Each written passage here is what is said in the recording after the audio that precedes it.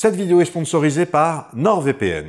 Un VPN, qu'est-ce que c'est? C'est une application qui vous permet de vous connecter à un réseau privé pour faire croire à tout le reste d'Internet que vous faites partie, virtuellement, de ce réseau. D'où son nom, réseau privé virtuel. En pratique, si le réseau privé en question est, mettons, je sais pas moi, en Finlande, ça signifie que, pour tout le reste d'Internet, vous êtes en Finlande. Et donc, votre emplacement réel ainsi que votre adresse IP sont, pour le reste d'Internet, masqués. Et alors, à quoi ça sert d'utiliser un VPN? Alors, il y a tout un tas de cas très spécifiques pour lesquels c'est très utile, voire indispensable, mais pour vous, au quotidien, utiliser NordVPN, ça vous permet, par exemple, de vous connecter aux États-Unis pour avoir accès au catalogue des plateformes de streaming aux États-Unis, avoir accès à des films et des séries qui sont disponibles là-bas, mais pas encore ici. Par exemple, Les 4 Fantastiques Premiers Pas est un film qui est d'ores et déjà disponible sur la plateforme Disney+, aux États-Unis. Apparemment, de la même manière, il est possible de regarder gratuitement la Formule 1 en Belgique.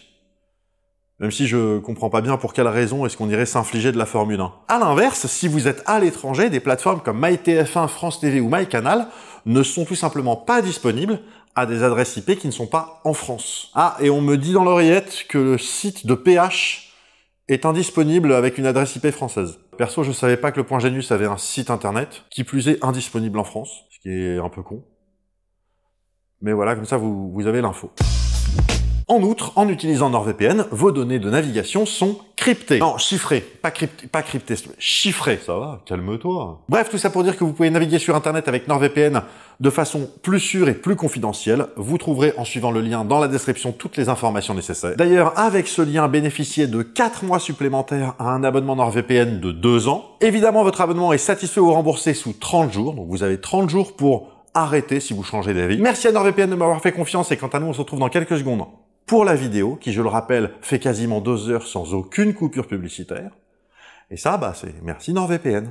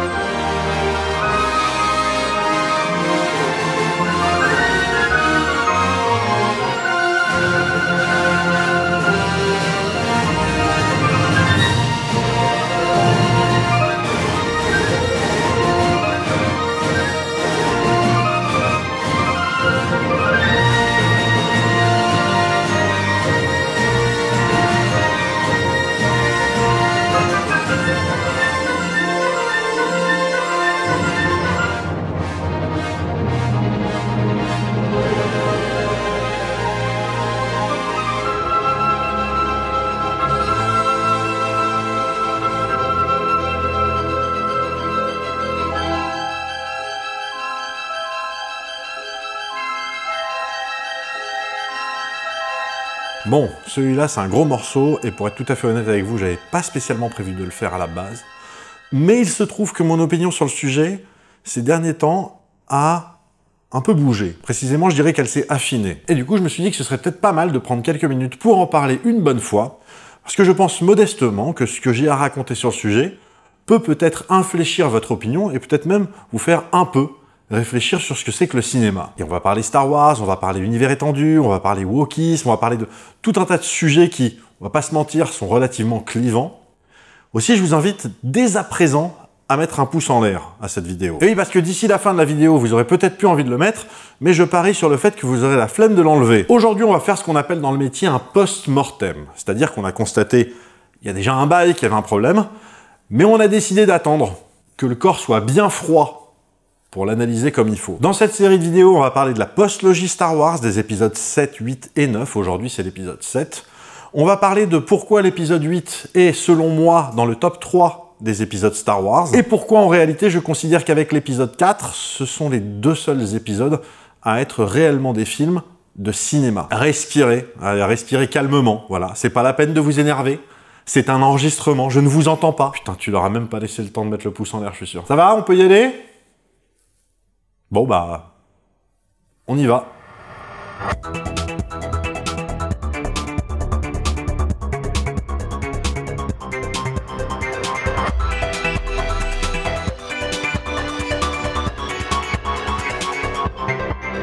Bon, pour faire ça bien, il va falloir déjà qu'on se mette d'accord sur 2 ou 3 trucs. Et quand je dis qu'il faut qu'on se mette d'accord, j'attends pas de vous que vous soyez d'accord avec moi, c'est pas ça que je veux dire. Je dis simplement que je vais mettre en place une série de règles, histoire qu'on soit sûr, vous et moi, qu'on parle toujours bien de la même chose. Je suis un fan de Star Wars. Voilà, oui, je suis un fan de Star Wars. J'ai vu Le Retour du Jedi à sa sortie en salle, j'ai vu tous les films, je suis un fan de Star Wars. Mais je suis un fan lambda de Star Wars. Je ne connais pour ainsi dire pas l'univers étendu, je m'intéresse très peu à l'univers étendu, que ce soit celui des livres, des jeux vidéo, des comics, etc. Dans cette série de vidéos, je vais parler des épisodes 7, 8 et 9, dans le cadre de ce qu'il convient d'appeler aujourd'hui la saga Skywalker, à savoir les épisodes 1 à 9. Je ne vais a priori parler ni du film Rogue One, ni du film Solo. Toutefois, il est possible éventuellement que je parle, ouais, peut-être un tout petit peu de Rogue One, et aussi un petit peu de la série Obi-Wan. Ah, dernier truc, qui est susceptible de vous saouler un peu. Je m'en carre complètement qu'un événement qui a eu lieu dans un des films cités, hein, donc les épisodes 1 à 9, ait été modifié ensuite dans un dessin animé ou dans un livre ou machin, y compris si c'est devenu canon et que ça a été adoubé par George Lucas. J'en ai rien à battre. Et ce, pour une raison simple, c'est que quand je vais au cinéma pour voir un film, on n'a pas à attendre de moi que j'ai lu 45 bouquins et que j'ai fini tel ou tel jeu vidéo. Alors s'il y a des easter eggs par-ci par-là qui parlent aux fans ultra hardcore de Star Wars, tant mieux. Je veux dire, c'est à ça que sert le fan service, hein, à la base. Mais moi, ce que je prétends, c'est que le fan service de Star Wars a tellement tué Star Wars que c'en est finalement pas grave du tout, au bout du compte. Bon, normalement, là, c'est bon, vous êtes chaud, on peut y aller. Déjà, j'aimerais que vous entendiez un truc de mon point de vue à moi. Vous avez le droit de pas être d'accord, mais j'aimerais que vous entendiez ce point de vue. Et évidemment, je vais spoiler tout ce dont je vais parler, donc voilà, vous êtes prévenus. Dark Maul est mort à la fin de l'épisode 1. Et tous les Jedi, à l'exception de Yoda et d'Obi-Wan, sont morts à la fin de l'épisode 3. Voilà, putain, et là je sais qu'il y en a déjà 2-3 qui sont en train de commenter en majuscules. Calmez-vous. Écoutez-moi 2 secondes. L'épisode 1, qu'est-ce qu'il raconte? À part l'intrigue, il raconte quoi ce film? Il raconte comment Obi-Wan va se retrouver, malgré lui, devenir un maître Jedi et le maître d'Anakin Skywalker. C'est la mort de son père spirituel, Qui-Gon Jinn, ainsi que le fait qu'il va mettre à mort Dark Maul, qui le place dans cette situation de maître Jedi qui va enseigner à Anakin. Et si Dark Maul n'est pas mort, alors Obi-Wan n'a pas fini le boulot. Voilà. Et je m'en cogne qu'il l'ait fini plus tard dans un dessin animé, en prenant en plus la pose de Qui-Gon Jinn, parce que symboliquement, j'en ai rien à foutre. Ce n'est pas le sujet. Ça ne change rien au fait que, bah non, Obi-Wan n'a pas fini le boulot. Voilà. Donc, l'épisode 1, il n'est pas fini. Et notamment, quand on entend dire, oui, les chiites, ils viennent toujours par 2, ah, mais c'est lequel qu'on a tué, le maître ou l'apprenti? Bah, aucun des deux, apparemment. J'ajoute qu'il y a plein de gens qui se sont moqués, quand la série Obi-Wan est sortie, du fait qu'apparemment, se prendre un sabre laser dans le bide, bah, finalement, c'était pas grave. On survit très bien. On tousse un peu 5 minutes, et puis après, ça va. Il y en a même qui se sont foutus de la gueule de Qui-Gon là-dessus. Parce que lui, c'est comme ça qu'il meurt. Ils disent, ah, bah, c'est con, enfin, apparemment, tout le monde s'en sort bien, bah, sauf Qui-Gon. Voilà, lui, non. Lui, c'est non. Voilà. Mais ces gens-là, manifestement, ça ne les dérange pas que Dark Maul ait été littéralement coupé en 2 par un sabre laser avant de faire une chute de plusieurs centaines de mètres, et ça va, en fait, il est vivant. Bah, non, c'est bon, pas de problème. Indépendamment de l'absurdité de sa survie, qui n'existe que parce que Dark Maul a énormément de fans, hein, soyons clairs. Dark Maul, c'est un peu le Boba Fett de l'épisode 1, hein, si vous voulez. Encore une fois, Dark Maul qui survit, c'est l'épisode 1 qui n'a servi à rien, en fait. C'est Qui-Gon qui meurt, pour rien, voilà, et Obi-Wan qui se retrouve à enseigner à Anakin. Et le conseil des Jedi, il n'y en a pas un qui se dit « Eh, c'est marrant, l'ennemi là, bah, on le sent encore vivant, non ? Ou pas ?» Et pour l'épisode 3, pareil, mais l'Ordre 66, c'est pas une escarmouche.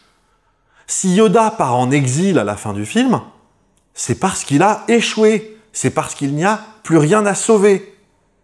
Est-ce que vous imaginez Yoda en train de dire « Il doit rester des dizaines de Jedi un peu partout, il y a besoin de les aider. » Mais non, je vais plutôt partir en exil. Alors je sais que vous kiffez Ahsoka Tano, je sais. Mais c'est un personnage qui ne fait pas partie de la saga. Dire que des Jedi ont survécu à l'Ordre 66, c'est dire que le plan de Palpatine a partiellement échoué. Dire que les maîtres Jedi qu'on voit mourir dans l'épisode 3 et qui font partie du plus grand conseil, je sais pas quoi, des Jedi, bah finalement, en fait, eux, ils meurent comme des merdes parce qu'ils sont moins bons que d'autres Jedi qui sont quelque part ailleurs, voilà. Ça détruit également l'idée selon laquelle, bah justement, la prophétie que Anakin devait rétablir l'équilibre dans la Force, bah c'est ce qu'il fait au final. Puisque, au bout du compte, il reste 2 Sith, donc l'Empereur et Dark Vador, et 2 Jedi. Yoda et Obi-Wan. 2 et 2. L'équilibre. Ah, et au passage, voilà, je vous le mets en 4e en bonus. Dire que des Jedi ont survécu, bah ça veut dire qu'aussi qu'après, ils se sont assis, qu'ils ont bouffé du popcorn pendant que l'Empire prenait de l'importance et qu'ils n'ont pas estimé qu'il était de leur devoir d'aider la rébellion ou Luke pendant la trilogie originelle. Non. Ah, ils sont super, vos Jedi, là. Et alors, pourquoi est-ce que j'insiste sur ces 2 points, à savoir la mort de Dark Maul et l'Ordre 66 ? Mais parce que vous allez voir que, dans la post-logie, je vais avoir des arguments qui vont être similaires. Et étonnamment, là, vous allez vous rendre compte que vous êtes massivement d'accord avec moi. Et j'ai besoin que vous preniez conscience, pour ceux d'entre vous à qui ça le fera, que reconnaître ces défauts à la post-logie, mais pas à la prélogie, bah c'est de la mauvaise foi. Parce que le truc, c'est que oui, vous aimez les séries Clone Wars et Rebels, et que vous avez intégré l'idée que pour que ces séries existent, il faut détruire partiellement ce que raconte la prélogie. Et encore une fois, hein, moi j'en ai rien à battre. Hein, je veux dire, moi la prélogie, je la trouve plutôt intéressante, je trouve le propos intéressant, mais je trouve que c'est mal amené et pas très bien réalisé. Je sais qu'il y en a beaucoup parmi vous pour qui l'épisode 3 c'est le meilleur. Pardon, mais il n'y a aucun monde dans lequel l'épisode 3 c'est le meilleur Star Wars. Là, c'est uniquement la nostalgie qui parle, avec en plus cette satisfaction de voir un peu les pièces du puzzle retomber de la fin de l'épisode 3 au début de l'épisode 4. Parce que le film, pardon, mais il est vraiment pas au-dessus des épisodes 1 et 2 déjà, mais surtout il est largement en dessous des épisodes 4 et 5. Réveillez-vous, quoi. Enfin bon, pardon, là je vais un peu plus vite que la musique, et il faut que j'aille doucement. Il faut que j'aille doucement pour avoir le temps d'énerver un maximum de gens. Alors déjà, de quoi parle la prélogie ? La prélogie parle de comment une république s'effondre au profit de l'avènement d'une tyrannie, d'un empire avec un empereur tyrannique, et ça raconte également comment un gosse qui était censé lutter contre ça va se retrouver manipulé pour finalement se battre contre tous ceux pourquoi il devait lutter. Et dont la femme est morte de tristesse. Stop, commence pas. Et ça donc, en 2 lignes, c'est l'histoire de la prélogie. La trilogie originelle maintenant, de quoi parle-t-elle ? De comment un jeune homme va découvrir les voies de la force pour apprendre à lutter pour le bien contre le mal, blablabla. Permettre à la rébellion de renverser l'Empire et restaurer la paix dans la galaxie. Par ailleurs, et parce que c'est très important, il se trouve que ce jeune homme est le fils du grand méchant qui était le gamin de la prélogie, et que justement, l'histoire de cette trilogie originelle, c'est aussi comment ce fils va permettre à son père d'avoir sa rédemption. En refusant de se battre, hein, fin de l'épisode 6, Luke refuse de se battre et jette son sabre laser. Comme quoi, ça lui était déjà arrivé de jeter son sabre laser, hein ? Non, vraiment, non. Oh, ça va, humour. Je sais que c'est pas la même chose. Donc, Luke refuse de se battre, l'empereur essaye de tuer Luke, Dark Vador ne supporte pas de voir l'empereur essayer de tuer son fils, et là, il a un sursaut, il attrape l'empereur, et il le jette dans un puits sans fond, comme d'hab, et ça se termine dans une grosse explosion. Je suis pas trop sûr, ça ressemble vachement à une explosion. Après, en vrai, on s'en fout, parce que ça se passe sur l'étoile de la mort, qui de toute façon va exploser dans quelques minutes. Mais l'événement condamne Vador, qui demande alors à son fils de lui enlever son masque pour qu'il puisse le voir, avec ses propres yeux. Voilà, et c'est la fin de l'histoire. Les gentils ont gagné contre les méchants. Dark Vador a pu se racheter au moins un peu. Partant de là, il y avait des boulevards pour faire des suites. Hein. Tout comme il y avait également des boulevards pour ne pas faire de suite, on est d'accord. D'ailleurs, moi, j'ai vécu des années avec uniquement la trilogie originelle. Bah, c'était très bien. Et ensuite, j'ai vécu des années avec la trilogie originelle et la prélogie. Et c'était très bien aussi. Mais il a fallu qu'il y ait une postlogie, une nouvelle trilogie. 3 nouveaux films. Et qu'on soit clair absolument de suite, ils n'ont pas décidé de faire une trilogie parce que l'histoire qu'ils voulaient raconter nécessitait 3 films. Non. Non, non, ils ont fait une trilogie parce qu'il y avait déjà eu 2 trilogies et que ça aurait été bizarre de faire 2 trilogies puis en épisode 7. Voilà. Mais ils savaient pas où ils allaient, on va y venir. Mais bon, voilà, des années ont passé, on décide de faire une suite. Eh ben, ça va être l'occasion de voir ce qu'est devenu cet univers Star Wars après la chute de l'Empire. Une nouvelle république. L'ordre Jedi qui est rétabli. Non? Non. Et là, si vous êtes attentif, vous savez que ça fait à peu près 10 minutes que la vidéo a commencé et que je commence à peine à évoquer la postlogie. Donc, pour ceux qui étaient venus pour m'entendre baver sur l'épisode 8, bah, c'est pas pour maintenant. Je dis ça parce que je sais que vous êtes quelques-uns à attendre mes arguments en faveur de l'épisode 8 parce que vous le détestez, ce film. Mais voilà, figurez-vous que l'épisode 8, il ne tombe pas de nulle part. Et donc, parlons un petit peu de cet épisode 7. Le réveil de la Force. Alors, on va passer un peu de temps dessus. Parce que j'ai pu constater que d'une manière générale, les gens en gardent un souvenir plutôt agréable. Et c'est selon moi une partie essentielle du problème. Bon, déjà, personne, absolument personne n'est dupe du fait que l'épisode 7, c'est une copie carbone de l'épisode 4. Hein, je veux dire, les neurotransmetteurs dans votre cerveau ont fait leur taf, vous avez votre dose de dopamine, oh là là, ça fait plaisir. Mais j'aimerais que vous compreniez quelque chose. L'épisode 7 se fout de votre gueule. J.J. Abrams, Kathleen Kennedy, ils se foutent de votre gueule. Pourquoi ça? Eh ben on va voir, on commence par le commencement. Alors, au commencement, il y a le texte qui déroule, et que nous dit ce texte? Luke a disparu. Ok, perso, j'en ai rien à foutre. Je sais pas ni de qui, ni de quoi, je sais pas de quoi on parle, ce qui s'est passé. Voilà.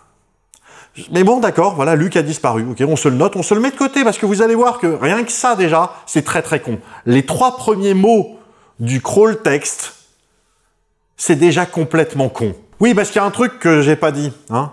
J'ai souvent entendu dire à propos de l'épisode 8, oui, c'est un bon film, mais c'est un mauvais épisode de la saga Star Wars, ou c'est un mauvais épisode 8, ou c'est un... Enfin, un truc dans le genre, oui, genre, oui, en tant que film, oui, c'est un bon film, mais par contre, dans la saga, c'est genre, oh non, non, c'est nul à chier. Alors, j'entends bien que ce que vous me dites, c'est que quand un film s'inscrit dans une saga, il va avoir ses qualités propres en tant que film, mais également ses qualités en tant qu'épisode d'une saga.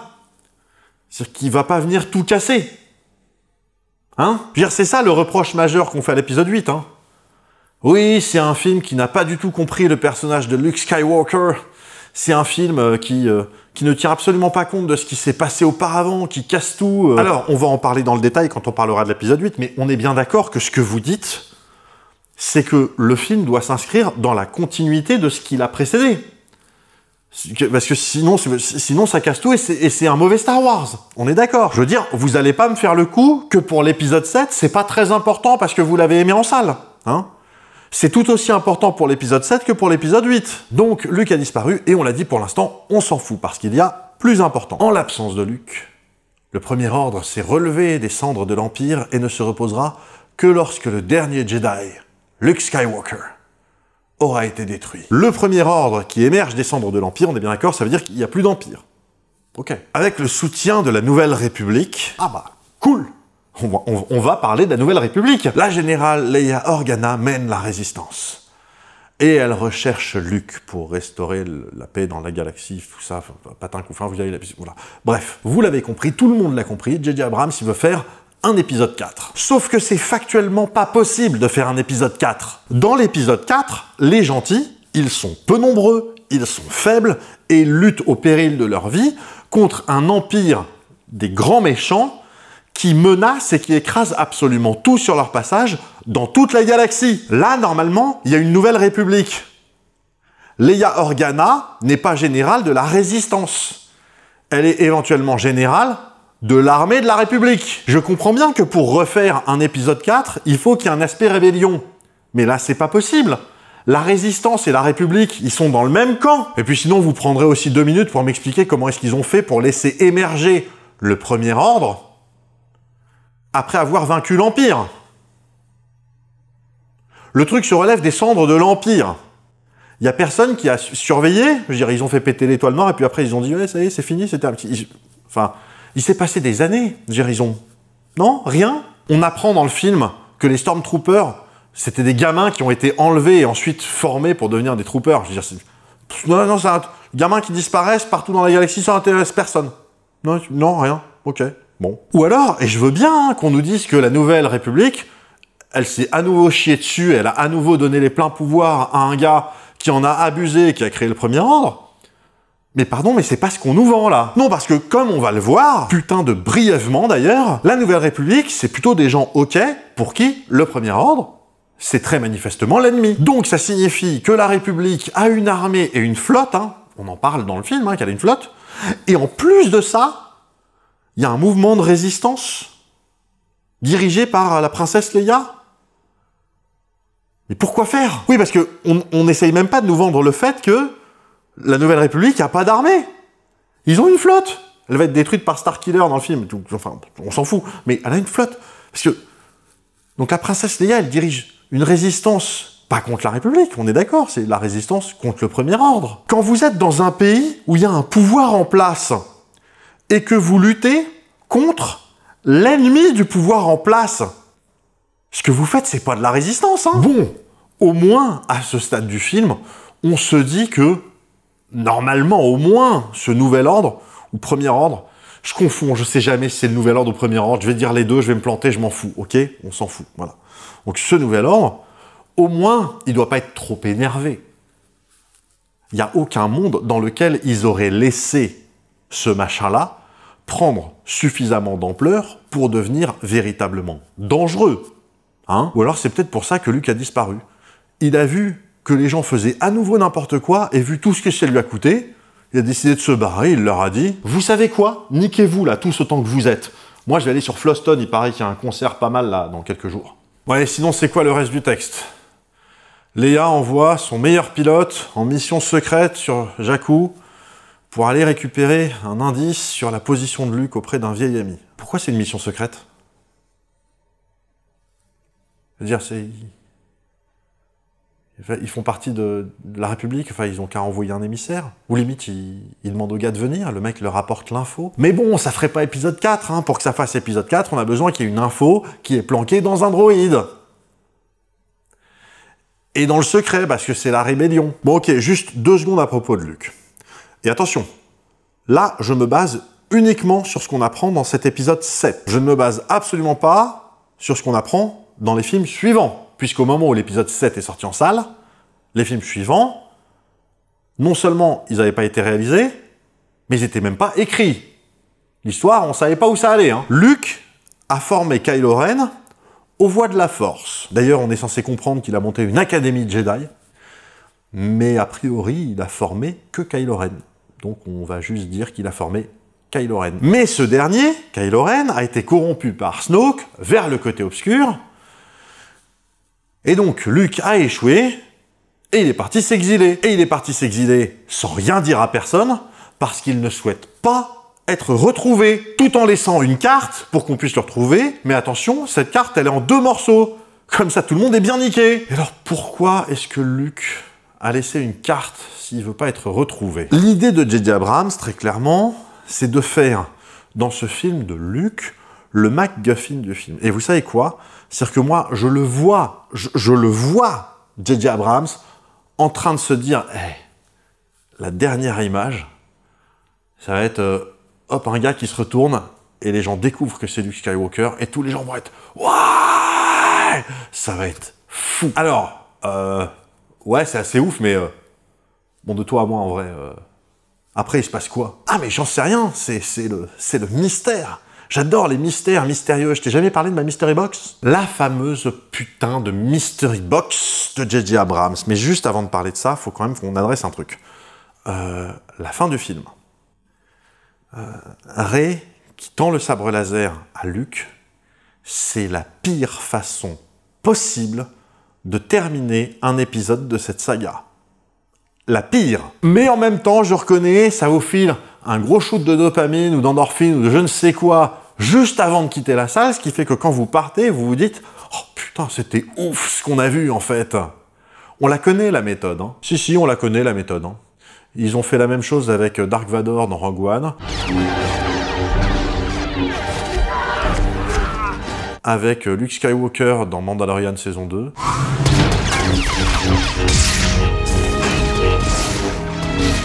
Avec Dark putain de Maul dans Solo. Putain, à la fin du film Solo, il y a quand même Dark Maul qui allume son double sabre laser en visio. C'est pas complètement débile, ça? Et alors, pourquoi est-ce que je dis que c'est la pire façon de terminer un film d'une saga? C'est parce que c'est pas une fin de film. C'est un cliffhanger de fin d'épisode de série télé. Et, soit dit en passant, ça force à reprendre l'épisode d'après exactement à l'instant d'après. Parce qu'on veut savoir qu'est-ce qui se passe l'instant d'après. Hein? Et je rappelle qu'à ce stade, personne ne sait où ça va. Hein? Et J.J. Abrams, il a fini l'épisode 7, et démerdez-vous maintenant. Hein? Je veux dire, personne ne sait. Snoke, d'où il vient, qui sont les parents de Rey. Je veux dire, quel est l'objectif de... Enfin, personne ne sait, mais... Ah, ouais, Luke, quand même, à la fin, il est là que ça, Luke, waouh, c'était quand même... c'était quelque chose, quand même. Hein. Ah ouais. Bordel que ce film est mauvais. Juste, enlevez-moi un doute, là. On va pas se faire le film en entier, si? Alors, figure-toi que moi, je l'ai lu, le script, et franchement, pas loin. Mais surtout, on va parler d'un truc qui concerne l'épisode 7 et qui concerne également l'épisode 9, et qui, normalement, aurait dû saouler la Terre entière. Les coïncidences. Dans l'épisode 4, le fait que 6PO et D2 atterrissent sur Tatooine, c'est pas une coïncidence. Je veux dire, Leia, elle cherche l'aide d'Obi-Wan Kenobi, et Obi-Wan Kenobi est sur Tatooine.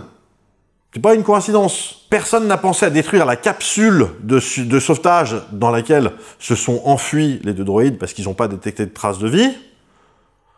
Bon, ça, c'est plus une connerie du script qu'une coïncidence, mais éventuellement, ok. Et en vrai, on est dans les premières minutes de l'épisode 4. Si on ne nous avait même pas montré les gars de l'équipage en train de dire « Hey, il y a une capsule de sauvetage qui s'est barrée », ça n'aurait choqué personne.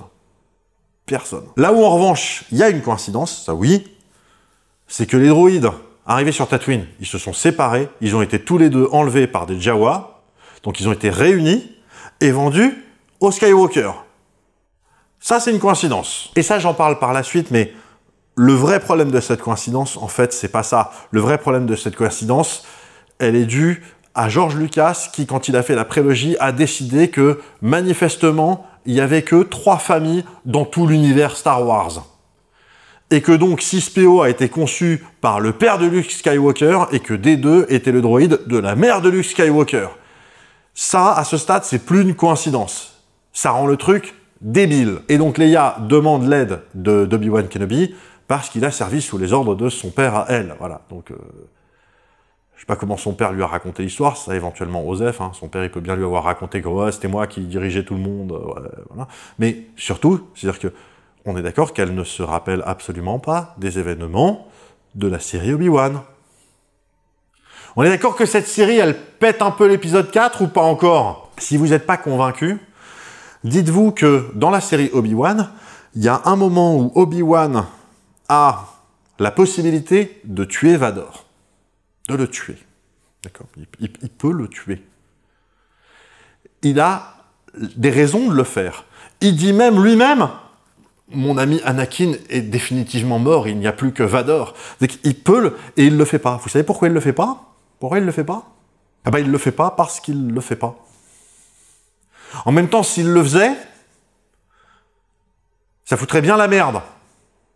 Mais du coup, ne le mettez pas en situation de pouvoir le faire. Vous comprenez pourquoi je m'en tiens au film?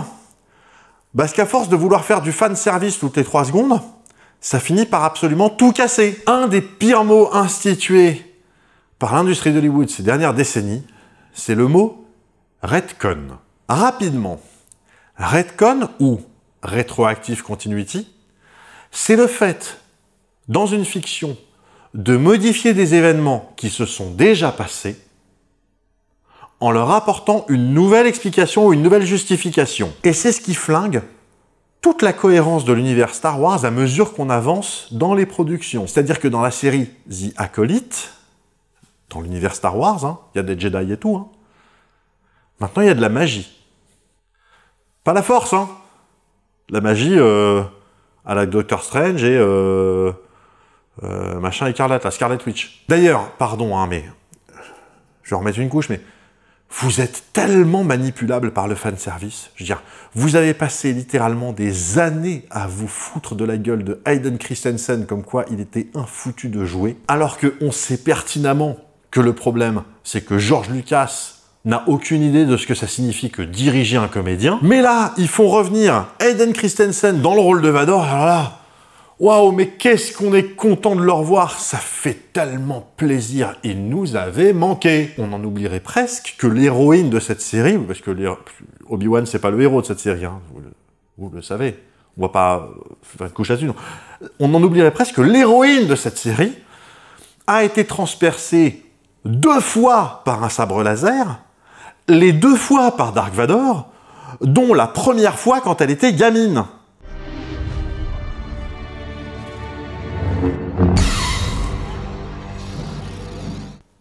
Et elle va bien. Non, ça va. Donc, tout ça pour dire, épisode 4, on est sur de la coïncidence légère. Et en réalité, c'est pas si grave. Parce que c'est cette coïncidence qui va mettre toute l'histoire en chantier. C'est au tout début, donc j'en parle après, mais c'est moins grave. Parce que, pardon, mais l'épisode 7, c'est le festival du slibard. Parce que donc, le film commence, épisode 7, sur Jakku.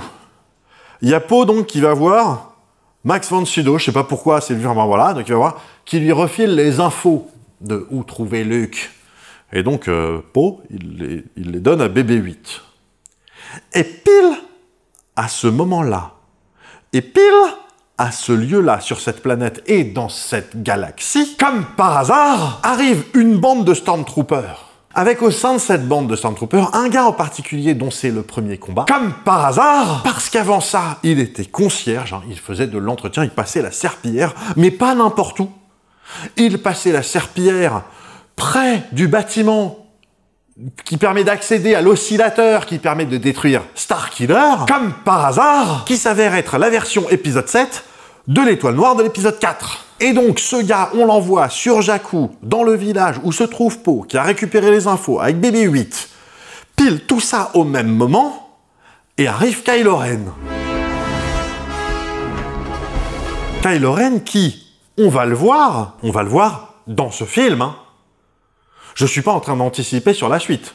Ce que je dis, c'est en ne voyant que l'épisode 7. Donc, voilà. Donc, Kylo Ren, on va le voir dans ce film, est plus ou moins capable de faire parler n'importe qui sous la contrainte, à l'exception de Rey, mais bon, Rey c'est Rey, on en parlera quand on parlera de Rey, et plutôt que faire parler n'importe qui dans le village, hein, il décide de buter tout le monde.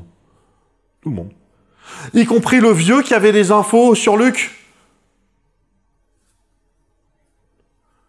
Pourquoi ? Ensuite, Kylo arrête un tir de blaster avec la force, avec la main, comme ça.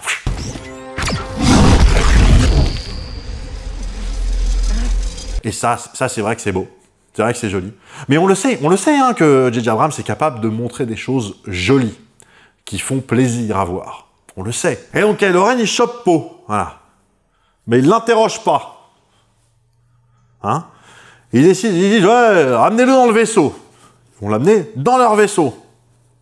Il n'interroge pas dans les villages. C'est sale. Je le répète, hein, ils sont venus chercher des informations et ils n'ont pas trouvé ces informations, mais, comme par hasard, ils décident quand même de partir. BB-8, quant à lui, va se retrouver attrapé par un machin, j'en ai rien à foutre de ce que c'est, de toute façon, il est instantanément libéré par Rey. On va en parler de Rey. Et juste, de vous à moi, si, comme nous le dit l'épisode 8, Rey, c'est personne en particulier. Bah, le fait qu'elle libère BB-8, C'est ce qui va déclencher cette histoire. Et du coup, c'est pas grave. C'est une façon d'entrer dans cette histoire. Mais Sirey n'est pas n'importe qui. Comme essaye de l'insinuer subtilement l'épisode 7, ou même carrément si on prend en compte le fait que Rey, c'est la petite fille de Palpatine, comme on l'apprend dans l'épisode 9, alors ça signifie que BB-8, après avoir été chopé et libéré, comme par hasard, par peut-être une des 10 personnes de l'univers à avoir quelque chose à voir avec cette histoire-là. Et ça, je trouve que c'est une sacrée coïncidence. Parce que ça signifie quand même que les infos qui permettaient de localiser Luke se trouvaient à quelques kilomètres de la petite fille de l'empereur, qui, incidemment, était à quelques mètres du Faucon Millenium, mais ça, c'est bon, on s'en fout. L'info, elle aurait pu être partout dans l'univers, hein. Elle aurait pu être n'importe où, elle aurait pu avoir disparu, non, non, non. Elle était à quelques dunes de Rey Palpatine. Bon, Poe se fait torturer par Kylo Ren, mais se fait ensuite libérer par ce fameux Stormtrooper, dont on ne sait pour l'instant rien, hein, voilà. Mais qui a manifestement décidé que tuer des gens, c'est mal. Et il va donc aider Poe à voler un TIE Fighter pour pouvoir quitter leur vaisseau en tuant un paquet de gens. Mais là, c'est OK. Parce que là, c'est littéralement des potes à lui. Le Stormtrooper, évidemment, il n'a pas de nom, il n'a qu'un matricule, et donc Poe décide de le nommer Finn. Et voilà, et donc maintenant, ça y est, ils sont poteaux, et Finn et Poe, eh ben, ils s'en vont. Mais leur TIE Fighter se fait tirer dessus et s'écrase sur la planète Jakku. Mais surtout, comme par hasard, oui, mais surtout parce que sinon il n'y a pas de film, Finn ne meurt pas dans l'explosion et arrive à s'extraire du TIE Fighter avec la veste de Poe. Parce que dans le désert, quand même, c'est important d'avoir une veste. Et ensuite, le TIE Fighter explose. Notez bien évidemment qu'à ce stade, Finn, comme nous d'ailleurs, enfin tout le monde pense que Poe est mort. Donc soit il a pris la veste de Poe directement de son cadavre, soit Poe l'avait enlevé et... Stop! Là, c'est de la mauvaise foi. Parce que quand ils ont pris le TIE Fighter, Poe a pris le temps d'enlever sa veste avant de s'installer à la place du pilote dans le TIE Fighter. J'avais envie de dire il a enlevé sa veste comme par hasard, mais je vais pas en rajouter juste pour le plaisir d'en rajouter. Mais cela dit, j'ai aucune espèce d'idée de pourquoi est-ce qu'il a enlevé sa veste pour piloter ce TIE Fighter, alors que manifestement, il gardait sa veste quand il pilotait un X-Wing. Voilà, et donc on va dire que sa veste était à côté. Voilà. Toujours est-il que Finn, donc il a pris la veste, mais manifestement, il n'a pas vu Poe, il a considéré que Poe devait être mort. TIE Fighter, boum. Finn se retrouve donc tout seul dans le désert, et il va errer à essayer de survivre. Il va chercher peut-être à bouffer, à boire, enfin une ville, quelque chose quoi. Alors j'imagine quand même que Jakku est un peu plus grand que les planètes de Mario Galaxy. Toujours est-il, comme par hasard, que Finn va se retrouver, comme par hasard, à 200 mètres de Rey. Et BB-8 va reconnaître, comme par hasard, la veste de Poe que porte Finn. Et il va prévenir Rey. Et Rey, fort heureusement, comme par hasard, comprend le langage du droïde BB-8. Sinon, c'était... Et c'est ainsi que Rey, BB-8 et Finn vont se retrouver embarqués dans la même histoire. Ils se retrouvent alors poursuivis par des Stormtroopers et des TIE Fighters. Vous noterez au passage que les méchants, ils ont été gentils, hein, ils ont laissé quelques heures à Finn pour avoir le temps de retrouver Rey, parce qu'ils auraient pu simplement suivre le TIE Fighter qui se crachait, se poser 20 mètres à côté et aller récupérer Finn. Hein. Mais non, il y a un respect quand même. Ils vont essayer de s'enfuir avec un vaisseau, mais le vaisseau va se faire exploser par les TIE Fighters qui, parfois, ils arrivent quand même à tirer très très bien, et donc ils sont obligés de se rabattre sur le Faucon Millenium qui est là. Comme par hasard, oui, le Faucon Millenium, il est là. Prêt à décoller, nickel, le plan fait, on a fait le niveau, le lave-glace et tout. C'est les clés sur le tableau de bord, voilà, à 200 mètres de Rey Palpatine. La base. Rey pilote le Faucon Millenium comme absolument aucun pilote de l'univers n'est capable de piloter le Faucon Millenium parce que, comme par hasard, Finn n'a décidément aucun problème à tirer sur des Stormtroopers et à les tuer, donc ça voilà. Et finalement, Finn et Rey réussissent à quitter la planète à bord du Faucon Millenium sans se faire emmerder ne serait-ce qu'une demi-seconde par le vaisseau de Kylo Ren, qui est toujours là en orbite, hein, et qui décide que non, on va pas... Ça va, c'est que le Faucon Millenium. Je suis sûr que personne n'est à la recherche de ce vaisseau, je veux dire. Ils sont capables de tracer le Faucon Millenium, ça on l'apprend par la suite. Ils sont capables de tracer le Faucon Millenium. Ils savent que le robot BB-8 est à bord. Ils savent que leur Stormtrooper déserteur est à bord. Mais ils décident, comme par hasard, qu'ils ont d'autres chats à fouetter, voilà. Ils peuvent pas faire que ça toute la journée non plus, hein. Ça va, ils ont le droit aussi de chill de temps en temps. Mais le Faucon Millenium va tout de même se faire alpaguer par Han Solo et Chewbacca. Comme par hasard. Bon, normalement, j'espère que vous avez pigé déjà à ce stade que l'épisode 7 est un film qui n'a aucun sens. Et je passe sur le fait que quand Han Solo et Chewbacca arrivent et qu'ils disent « Chewbacca, on est à la maison », ils laissent 5 secondes de silence. Ça, c'est un truc qui ne trompe pas dans ces films. Ils laissent 5 secondes de silence pour que le public ait le temps de s'enjailler un peu, sans louper la suite. Et ça, c'est un peu gênant quand vous regardez le film, pas au cinéma. Vous êtes chez vous, vous regardez le film, et...